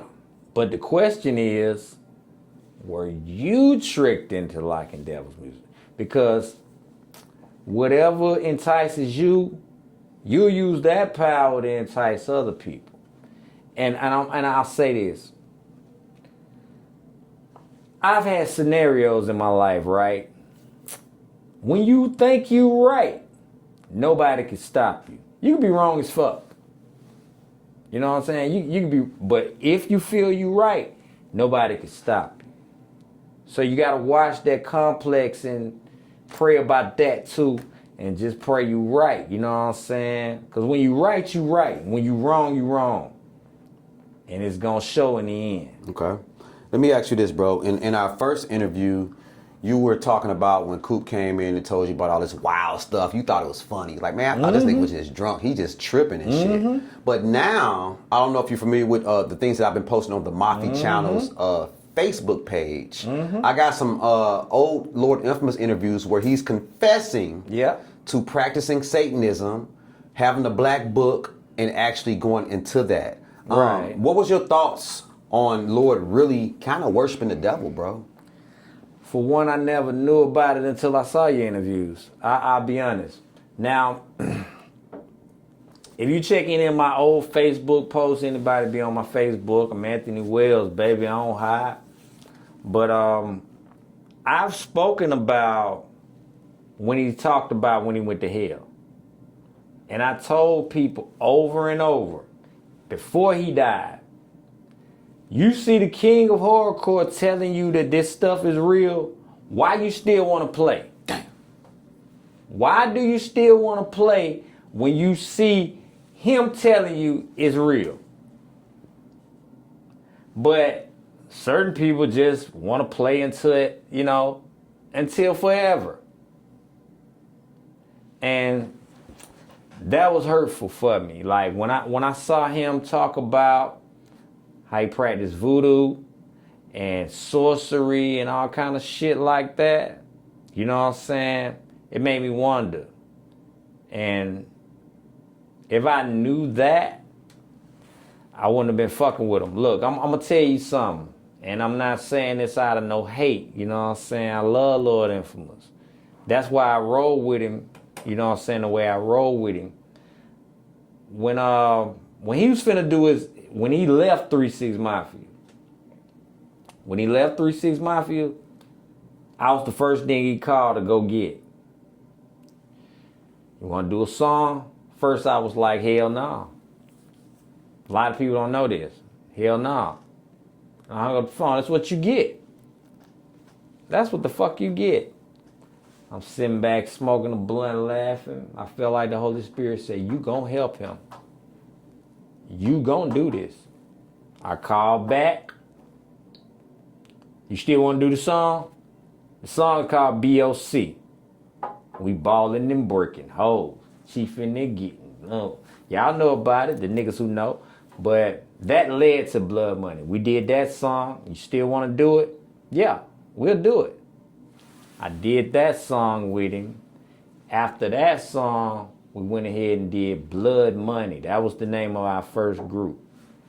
You know what I'm saying? But I just wish my brothers could see the light. You know what I'm saying? And all I ever wanted to be was the light of hypnotized minds.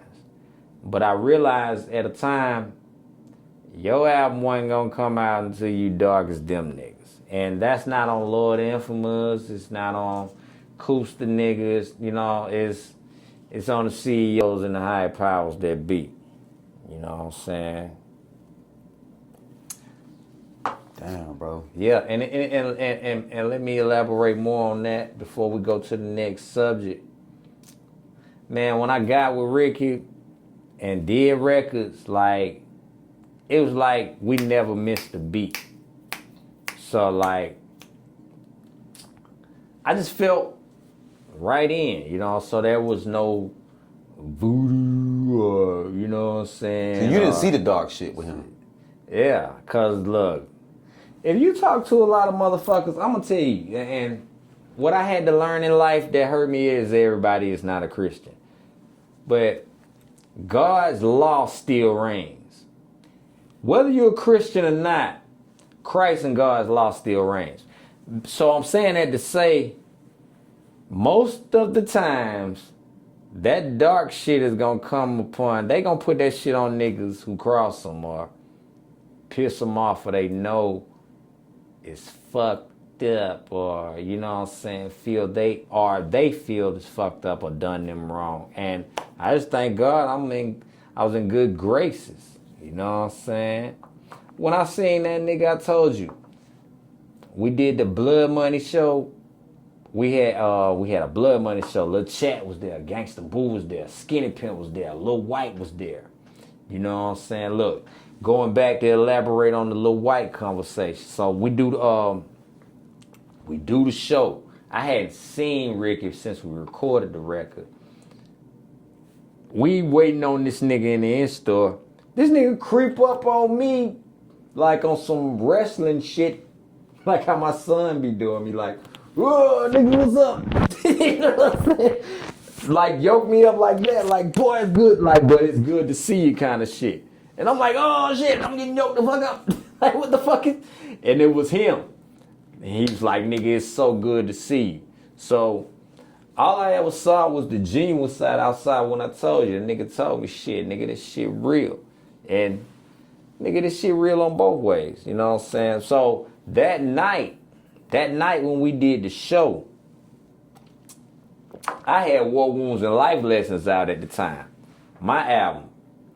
So I had a line, the six don't like me, laws wanna fight me, hits on a player head look quite priceless, that don't move me, I act quite rudely, fuck the world mode, pouring drinks unruly.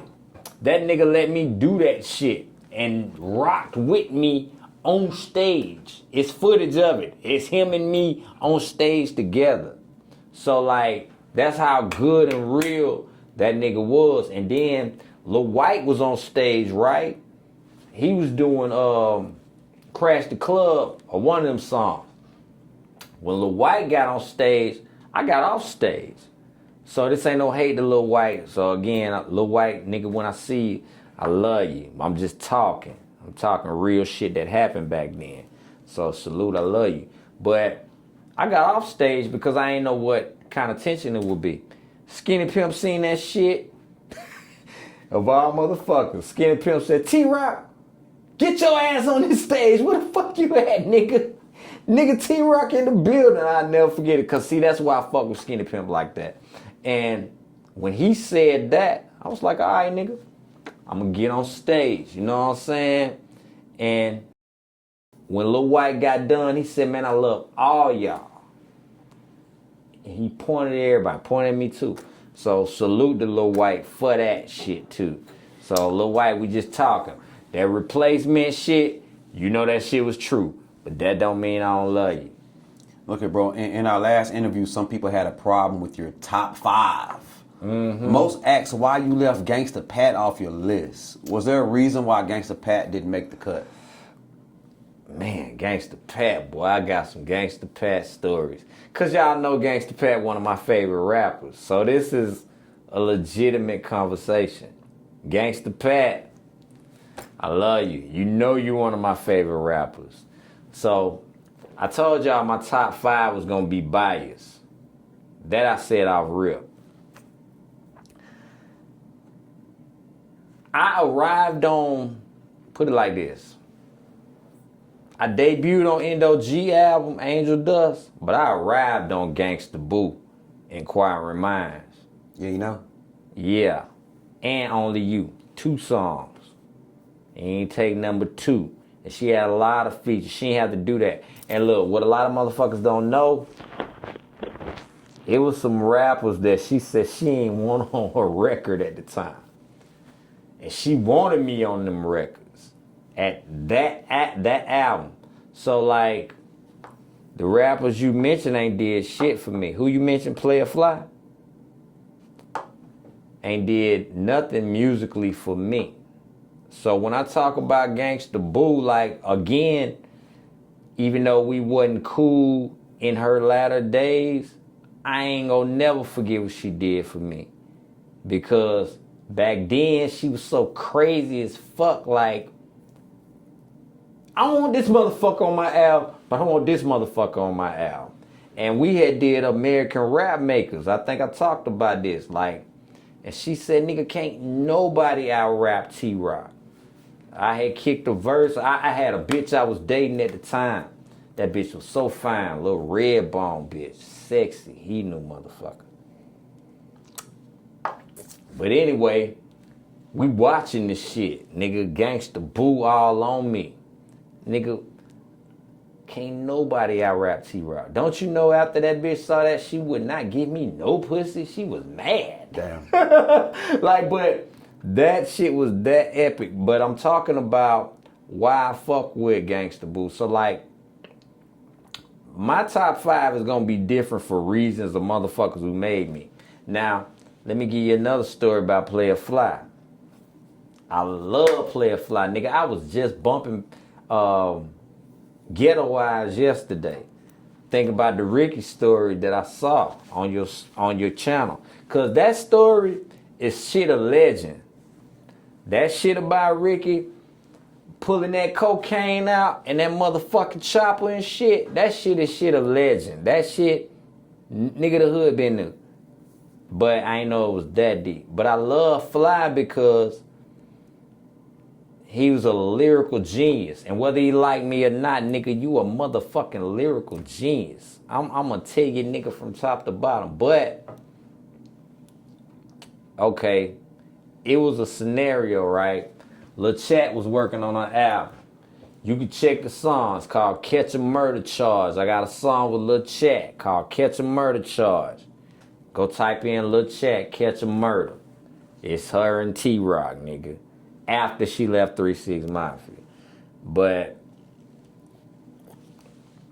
she wanted me and Player Fly on that song together. Player Fly sat back and said, no nigga from the camp is worthy of spitting on a song with him. Wow. At the time, I was like, what the fuck? And she told me this shit. I was like a gangster. You know, I ain't never told this story. Sorry, Chat, I love you. But I'm going to tell the real. So, in the midst of that, she played it like the gangster she is. She's a gangster girl. You know what I'm saying? She put him on a separate song, and she put me on another song. You know what I'm saying? But if I knew the shit that he went through with Ricky, now when I think about it, if a motherfucker had did that shit to me, I probably would have said the same shit like, oh, nah, you niggas ain't worthy of spitting on no motherfucking raps with me, nigga. Or spitting on no nigga from your campus work. And look, I had a similar situation with Gangsta Black. Gangsta Black is one of my favorite rappers. So if we're gonna talk about Player Fly, let's talk about Gangsta Black. I love you, Gangsta Black. You one of my favorite rappers, nigga. One of my favorite rappers. But with Gangsta Black, this what happened. I was doing a record with Skinny Pimp, right? One day, K-Rock and Gangsta Black called me up. Like, nigga, we finna come get you. We going to Skinny Pimp house. Skinny working on a new album, nigga. We finna go to work. And I'm like, huh? Fuck yeah, let's do it, nigga. So, these niggas Now, this is a fun story now, but I'm talking real shit. So, we get to Skinny House, look, and you can check out the song. The song is called What You Drinking. So, all my shit is accurate. We did the song. Skinny Pimp featuring T-Rock and K-Rock, What You Drinking. We do the song that night. Skinny like, nigga, T-Rock bumping. I'm like, damn, man. I just thank Skinny because Skinny always get love. You know what I'm saying? But that night, Gangsta Black was rocking on some shit, right? And Gangsta Black, one of my favorite rappers. So I'm like, shit, nigga, Gangsta Black killing shit, nigga. Nigga, that shit was cold the way Skinny was praising me, right? Somewhere along the line, that shit did not go right. But I ain't realized that the record war was what it was. I'm playing these niggas records like I like everybody's shit. But I listen now, even being in the camp, like, okay, it was a lot of slick diss and shit flying over niggas' heads. But if you in it, you know what it is. You understand? So, long story short, I talked to Gangsta Black. I'm like, shit, nigga. Man, I want to do some music with you, you know what I'm saying? Let me get your number and shit. So them niggas was so snorted out that night before I go there, nigga. Him and K-Rock, nigga, I ain't have my license. You know, I'm fresh off the Memphis shit when they say you got your car shut up and all that bullshit. Okay, I ain't got no license. So part of that shit was real. But I ain't get my car shot out by them niggas. Praise God. But, all right, so on the flip side, Gangsta Black say, yeah, T-Rock, you have my number, but don't call me on no groupie shit. Huh? Damn. Nigga, what? So, I was like, nigga, I ain't gonna call you at all. As much as I love you, as much as I love your music, that shit crushed my heart. I couldn't believe it. I said, what the fuck kind of shit is this? Nigga, don't you know I've been wanting to bump with you, rap with you, and make classics with you. You gonna tell me, don't call you on no groupie shit? But that's the kind of shit them two niggas was on together. So I realized after that, I said, okay, this war was real. Wow. So But Gangsta Black, again, I still love you, nigga. I love you, but you know you did that. And then on the cool, I'ma say this. When he did that, I was like, damn, why, you know, again, why the fuck would you do that to a nigga? But when I look back, I ain't know all that bullshit was going on. All I was about was music. Just music, you know what I'm saying? Straight music. I wanted to work with who I wanted to work with. I wanted to rap with the greatest rappers. I ain't give a fuck about their conflict or interests and all of that bullshit. But when you get in this business, you realize how the politics divide a lot of the good shit y'all want to see. let me ask you this, bro. Is it true that you had a situation with Kurupt and Foxy Brown, nigga? Can you tell us about that? Yep, fucking with Kurupt nigga. Come Again. on, man. That Kurupt nigga. Look, all right. Yeah, I know I got a song say, R.I.P. the Lord infamous and that Kurupt nigga. It's called Don't Worry About It. It's on my album War Wounds, one of my biggest sellers. R.I.P. the Lord infamous and that Kurupt nigga. But anyway, that was the same, look, that was the same trip where I told you about the Mary Jane shit. This was Miami. So this the night before where we do the Mary Jane shit. So he on his shit, right? Kurupt was dating Foxy Brown at the time. So you can see the tension. But I'm watching this nigga because it's still Mafia. So we gonna watch each other back. Like that shit they talk about how that shit was Mafia for real, nigga, family business, I'm watching your back. He don't see Kurupt in the cut. This nigga is grabbing Foxy Brown. This nigga being Coop's a nigga? Yeah, Coop grabbing Foxy Brown, you know what I'm saying, by the hand and shit, right? So he talking, he spitting the shit, right? And she do the tongue shit at him in front of Kurupt. I'm sitting back, Kurupt sitting back like, he watching like on some, I'm finna lay this nigga ass out. I'm watching Kurupt though. I'm like, oh my God, please God, don't let me have to fight my favorite rappers tonight. Cause the Dog Pound, that Tupac, that Snoop shit, them was my niggas. Like, but I'm watching this nigga like, Coop, you finna get us in some shit. Like, you finna get us in some astronomical shit. And what was crazy, ain't nobody watching but me at that time. So I'm watching the nigga Kurupt, right? So instead of going at Coop, thank God, he go at Foxy Brown. He grabbed the bitch like, hey, bitch, you know what I'm saying? He did some Dog Pound shit. Hey, bitch, what's happening? You know what I'm saying? He yoked her ass up. The nigga Coop laughing and shit, but that shit wasn't funny to me, nigga. Damn. That almost shit, went down. Huh? Yeah, nigga, that shit went down. That shit almost went down. But it went down in my mind because I'm sitting here like, nigga, all this stress in one trip. Love you, Coop. But you know it's real, nigga. Well, look, we got like a lot of people asking about this particular guy. I ain't gonna lie to you, bro. I don't know a lot about this next guy I'm about to tell you about, but I'm gonna bring him up for the sake of our viewers. Mr. Ski. Yeah, yo. Vendetta, baby. How did you meet Mr. Ski, and what made you want to create music with him, bro?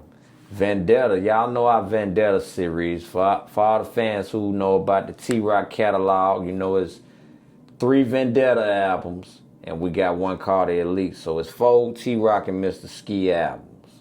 You know what I'm saying? That's part of my catalog. The Vendetta group.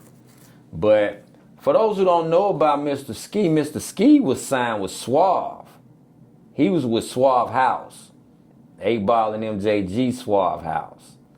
He was a producer on Suave House. You know what I'm talking about? And T. Draper didn't know he rapped. When he found out Mr. Ski rapped, he started putting Mr. Ski songs on compilations on Suave House.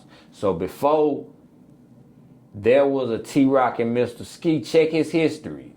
This shit is all real, like, historic. You know what I'm saying? You could check your Google and see it's for real. So Mr. Ski was already on Suave House compilations as a solo artist. Mr. Ski also had record deals. He had like 2-3 record deals at one time. He had a record deal with Selecto like I had. He had a record deal with a label in France and a record deal with some label in some other country. Ski, I love you, boy. But anyway, my business partners, they introduced us and we became friends and we became comrades and we just started doing records. You know what I'm saying? So that's where the Vendetta came from. Our group is Vendetta. They call us Vendetta. T-Rock and Mr. Ski, we are Vendetta. But he has a Memphis flow that's untamable. You know what I'm saying? And on the cool, he's worked with so many legends. You could ask Al Capone. You can ask you can ask Al Capone. You can ask Tom Ski Mask. You can ask, it's so many legends. You can ask, Coop's the nigga, rest in peace. He's worked with them all. Lord Infamous. You know what I'm saying? If you name him, he's had them on his records. You know what I'm saying? So his track record, because he's a producer as well. He don't just rap, he's a producer. So his track record, again, he came through with Suave as a producer. T. Draper didn't know he rapped. And he was like, why you ain't tell me you rap? You see what I'm saying? So his style is impeccable. Yeah, he had his own clique like I had, Area 51, Immortal Outlaws. And they've done phenomenal things, man, like throughout the world, you know what I'm saying, with this music. Do you guys still communicate to this day? Yeah, we got Vendetta 3 that just dropped. You know what I'm saying? It's part of my catalog, part of my impeccable catalog. You know, thank you to my brother, Mr. Ski. You know what I'm talking about? Thank you to my brother. We still communicate.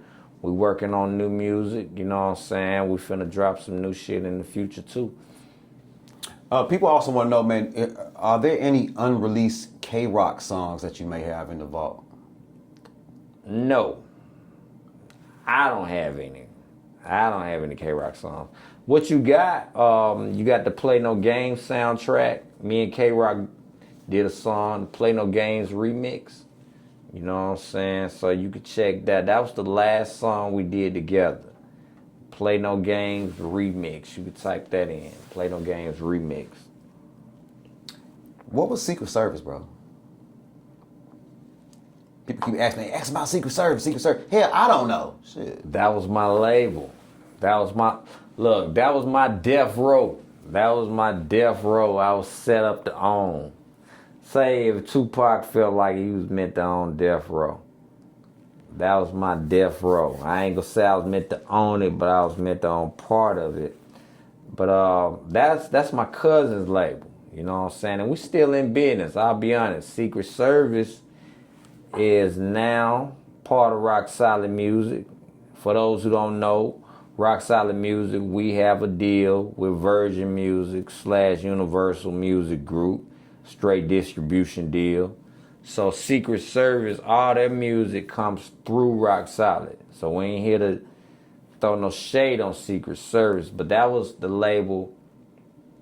Again, my first album came under Conspiracy Theory and the Def Con album. Those albums came under Secret Service. So they were ran by my cousin T-Love. You know what I'm saying? You heard me. Till my nigga T-Love introduced me to Mac of the Kazi. Then no one can stop me. Paul and Juicy introduced me. You know what I'm saying? I ain't even gonna do it to you. But, so that was his brainchild. You know what I'm saying? And we had, man, I'll tell you something about Secret Service. We got records that never were released. It was probably maybe over 100 records over there that never dropped, that I put out around that era, the Conspiracy Theory era, that never dropped. And I know personally I did 30 songs. Shout out to Nico Lyris, Cotton Row Studio, Nico Lyris. I did 30 songs where around the Mr. Washington Story era, where I went back to Secret Service, and those songs never dropped either. So my only thing with my cousin was, my cousin is a millionaire, you know, just to be real. My cousin went through hell. Shout out, cuz, I love you. You know, T-Love, I love you. But in the midst of making a lot of money, sometimes, you know, people lose track of the little guys. You know what I'm saying? And I felt like it was a complex of that. You know, we'll put this out when I want to put it out. But without the money, and this again, thank God, I can just put out records. Now I have a distribution deal. I can put out records whenever I want. You know what I'm saying? So it was a lot of slow motion over there, and I just feel like things could have moved a lot faster, and that's why we doing Rock Solid. And you know, whatever Secret Service want to do, we down with it. You know. Let me ask you this, Rock. Is it true that you fired an artist from Rock Solid, then you ended up losing a lot of your social media as a result, dog? What happened with that weak ass shit? Yeah, I fired many artists, but yeah, that part is true. Yeah, so I'm not gonna mention the artists, you know what I'm saying? So we was rolling strong on social media. When the thing was started really hitting the fan, bro, I was selling records. I ain't have to work no job.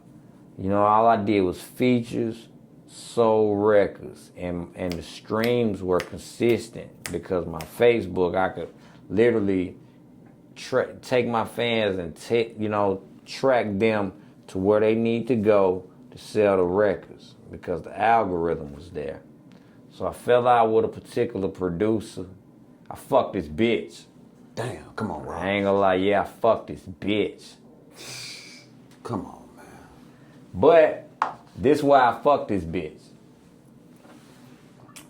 At the time, I ain't had no car and shit. He telling the bitch, and look, I was talking to the bitch before, you know what I'm talking about? And I told the nigga I had naked pictures on the bitch and everything. He done went and got the bitch pregnant. I'm telling her, like, look, if she burn you and do you wrong, nigga, I got these pictures, but she ain't what you think she is. You understand me? Instead of taking my word, he flip it. He tell the bitch, well, you know, Kurupt tell everything. He stayed, you know, he ain't got no car. I take him everywhere, and I'm his manager. And I'm sitting back, look, the bitch telling me this shit. His bitch. That look, and the bitch been begging to give me the pussy. So I done turned the bitch down 100 times.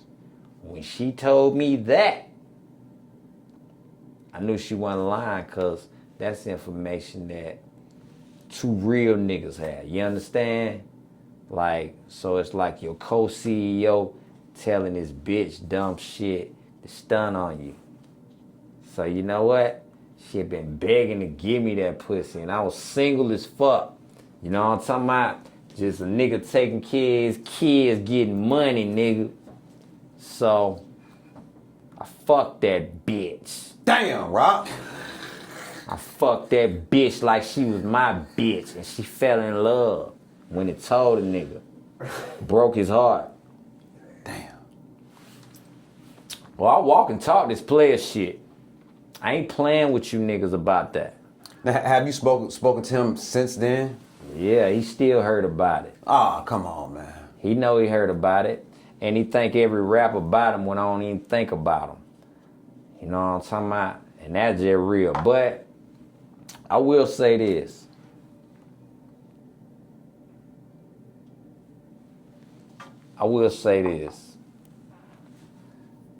That shit wasn't worth it. You know what I'm saying? Like, on the cool, that's the shit. You know what I'm saying? I was on my Pac shit. I ain't go front. I was on my Pac shit, because everything she said, he can't, look, nigga stepped to me like, she lying. Nigga, how in the fuck is the bitch lying and she speaking from your lips? You know what you tell your niggas. So if your bitch talking accurately and I ain't talk to her, that's pillow talk. So you know what I'm gonna do for your pillow talk? What you gonna do, Rock? Put a face in my pillow. Damn! You know what I'm talking about? So I fucked the shit out that bitch, and she still ain't forgot it. Wow. You went crazy with that one. Man, look, man. Shout out to those people, man. Is it true you had like a 7-year wait? Can you explain the process of you getting out of your Hypnotized Mind contract? Did you really have to wait 7 years, bro? Yeah. 7 years. That's part of why I became an underground legend. You know, you see countless underground releases, countless underground features. The streets rocked with me. You know what I'm saying? Because contractually, the industry could not. So like, people who are under contracts understand that kind of shit, but a lot of niggas wasn't going renegade like that. You know what I'm saying? Didn't have the liberties to go renegade like that. I had the tactics to go to war, and that's I thank God for that. You know what I'm saying? And I think God wanted to show people some stuff through me. You know what I'm saying? I'm not perfect. I'm not Christ. But I am a believer. You know what I'm saying? So with that being said, I was able to just make record after record after record after record, even though I was on contract. You understand? And on the flip side, what they were doing, they were blackballing a lot of my opportunities. For example, Al Capone's album, the E40, when he first signed with E40, Going All Out. I remember that. I was scheduled to be on that album. A lot of people don't know. And then I look up one day, Al say, Paul and Jay say, if I put you on it, I'm gonna get sued. I called Juicy, custom from A to Z. Nigga, woo. And look, this is around the time of the beef, the gangsta, the Gangsta Boo shit when I was talking about how she loved me. But yeah, man, that shit really happened. That kind of shit really would happen. Because this the thing, once you sign a contract, you got to honor that contract. You know what I'm saying? So it was 7 years. It was a particular artist that I won't mention. I remember DJ Paul saying, look, I got this motherfucker till he's 30. And that motherfucker was like in his 20s. You know what I'm saying? So like, that's how the shit went at the time. So what I did, I made underground records and any artist that I was able to collaborate with, in between the 7 years, I just worked because I had a strategy. I was like, you know what? After these 7 years, y'all gonna recognize and know who I am, which did work. You know what I'm saying? So I praise God. It did work. But it came with hard work. So I'll say this. My enemies were rich. I was rich in spirit, you know what I'm saying, and wanting to win. But my enemies were financially rich. So look at what I did to them. So if you really look at the message, my enemies was rich, but my God was richer. So it allowed me to go to war with them. You know what I'm saying? I didn't want to fight. But sometimes you have to fight. So I had to fight. They forced that fight. See, a lot of y'all want to push this narrative that T-Rock wanted this. No, T-Rock defended himself. They forced this fight. During that wait, were you kind of hoping that they would reconsider and kept you on the label? Yeah. Look, I had calls, right? Lawyers called me. It was this deep. Our lawyers was going back and forth. This what y'all don't know. Our lawyers was going back and forth. So my lawyers fighting for my publishing like, look, we ain't budging. We ain't budging nothing. They lawyers is like, we want you to come back in and do this record. So one day, I talked to the lawyer, specifically myself, like, nah, I'm going to go above my lawyer. I want to talk to your lawyer. So this what y'all don't know. I told the lawyer, some young nigga bucking shit. I said, look, you tell them if I can come back and do the album under my control, like Conspiracy Theory. Y'all heard what Conspiracy Theory and Def Con was. Y'all know that shit bumping. Y'all know that shit selling, and y'all know that shit classic. Only difference is it's not the political bullshit and the money shit, the blackballing shit they put behind it. So I told the nigga like, look, if they give me full control over what I can rap over and what I can do, I'll come back. He said, that's not gonna happen. I said, well, damn it, I ain't coming back. And I hung up on his ass. Y'all know that happened. So look, okay, let's talk about this too, before we go there. Some people want to talk about the fact that I made the diss records after the Lil Arm shit. Like, let's talk about that. I want to go here. I really want to go here. So there were a few people that said, T-Rock say, how can you make diss records about a nigga and you ain't heard the song? So I told y'all I hadn't heard the songs. I wasn't listening to their music.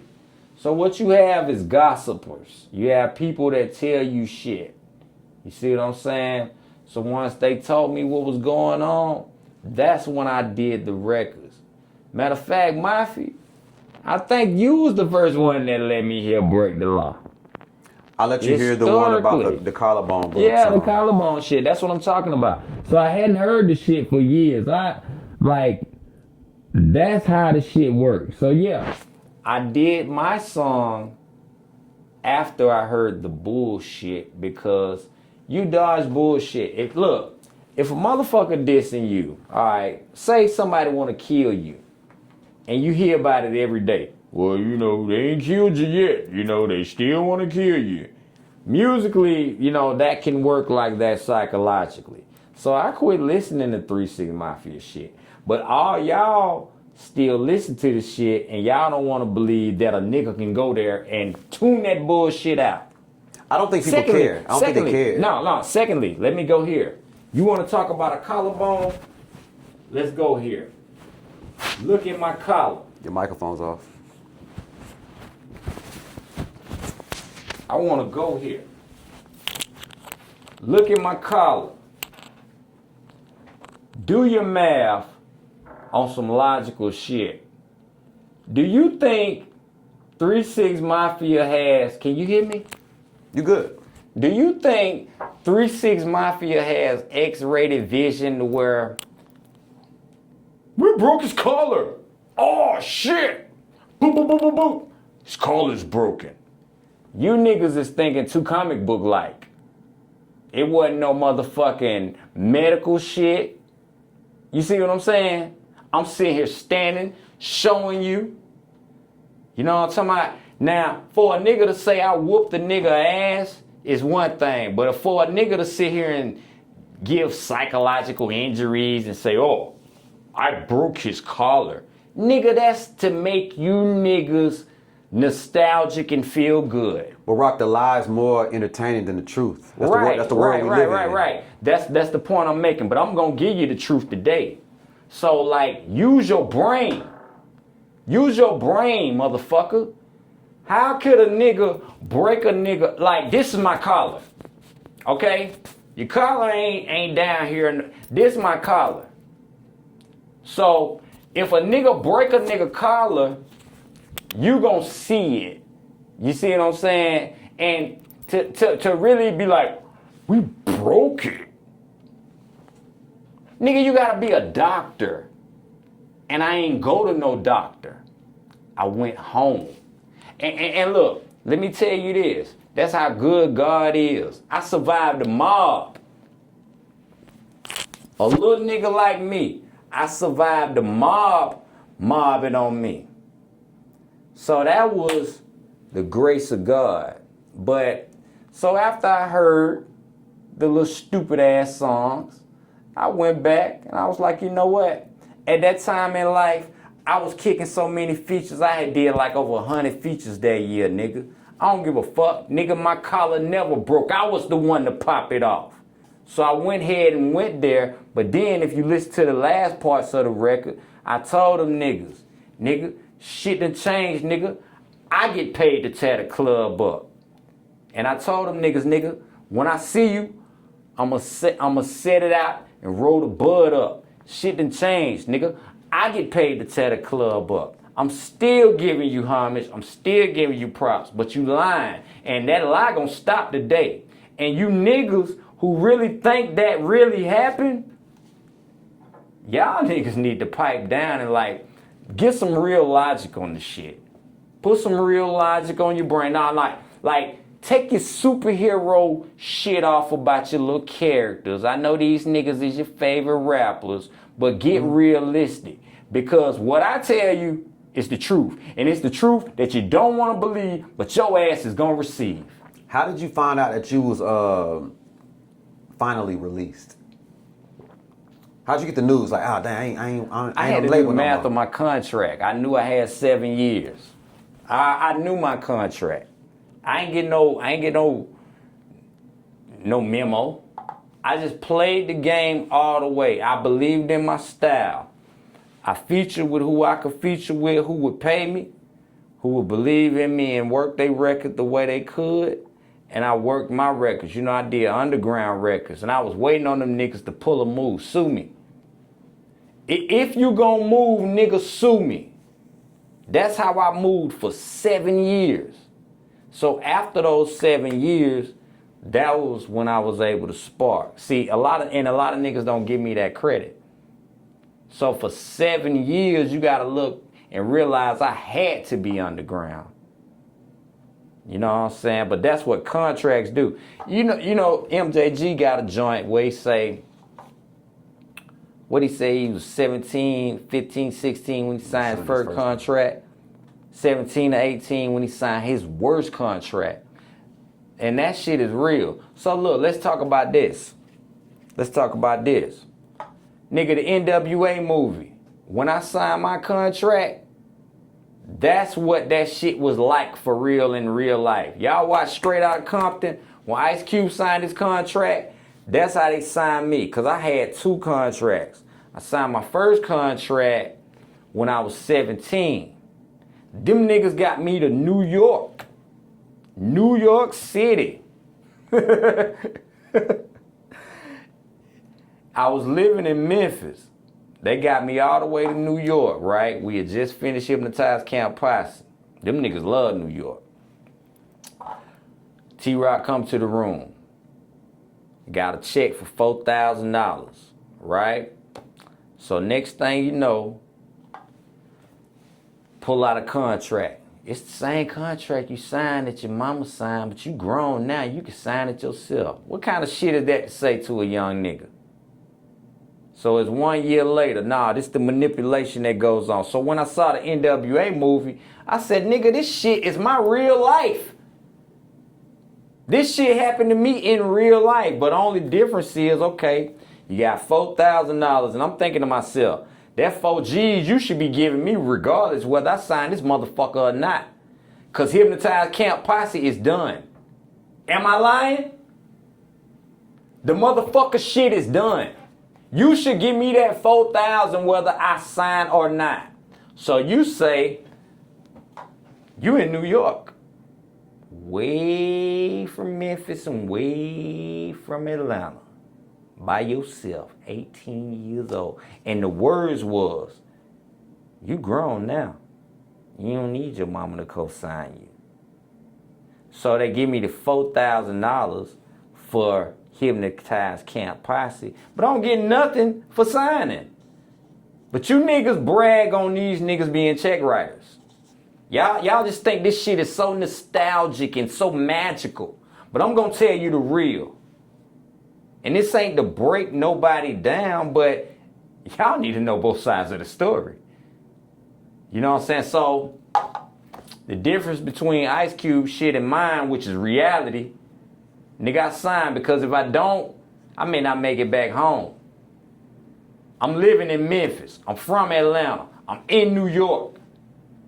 You offer me this bullshit in New York. So look, after I signed, these niggas go to jewelry stores, you know, doing all this flossing and flashing and shit, which I ain't mad at, nigga. You deserve it, nigga. Get your shine on. I'm looking at shit. I still just remember this shit. So it was a watch I was looking at. This nigga Juicy J like, shit, T-Rock, I'll buy the watch for you, but it's gonna come out your check.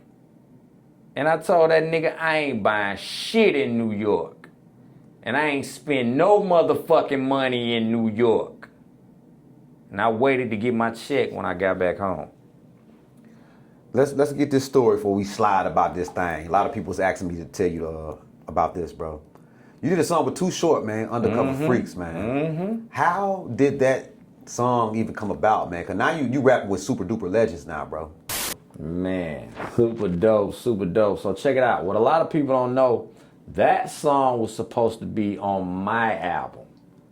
That song was supposed to be on Rock Solid 420, baby, along with all the other features. So I had 3 verses for that song. That you see me on the hook. For those who be lying through their teeth, I can see it. You claim you a virgin, but you a freak and I can peep it. You play in the game where you can lose if you cheat. The rap for these pimp niggas, hoes soon to reap it. That's me. So I'm kicking the shit for Juicy J, right? I kicked the whole song. He gave me the beat. So then he flipped back like, man, this shit is really hard. He was telling me, he like, that shit hard. He like, the whole song was hard. But they were working on Tear the Club Up Thugs at the time. You see what I'm saying? So he asked me for the hook. You asked me for my song back? Look, that's what I'm thinking, like, you asking me for my song back. But I'll give you that, especially for the Tear the Club Up Thugs. And see, I had rapped on a lot of songs on the Tear the Club Up Thugs that didn't make it. I had already rapped. Really, I was slated to be on like about 5 songs. Damn. On Tear the Club Up Thugs. That was supposed to have been like the culmination. But they only used that one song, and they used Put Your Guns Up on the, you know what I'm saying, the bonus disc. So long story short, I gave him shit. I was like, fuck it, you can have it. You know what I'm saying? But, man, y'all should put Too Short on this shit. I told him that shit. So, about a month or 2 later, niggas called me like, T-Rock, we in Atlanta, nigga. We finna put Too Short on that song that you gave us. And I'm like, huh? Come to the studio. So look, I'm in 12th grade, nigga. Still in school and shit. Nigga, I couldn't get to the studio because I had to go to school. I was mad as fuck. But that's the real culmination of it. So the night Too Short did his verse, I wasn't there because I had to go to school in the morning. My mom was like, nope, nigga. You ain't doing it kind of shit. But they put Too Short on the song. And classic. That made me happy. And salute to the Club Up Thugs. You know what I'm saying? For that, baby. That's a classic. Wow. I got a song Too Short. Look, I met E40 years ago. Al Capone introduced me to E40. It was me, DJ Cree, and E40. Al Capone told E40 I was one of the greatest rappers ever. And that shit scared me. He ain't lie. Thank you. But when he said that shit to E40, I'm like, nigga, this one of Pac homeboys. Oh, hell no. I was so humbled.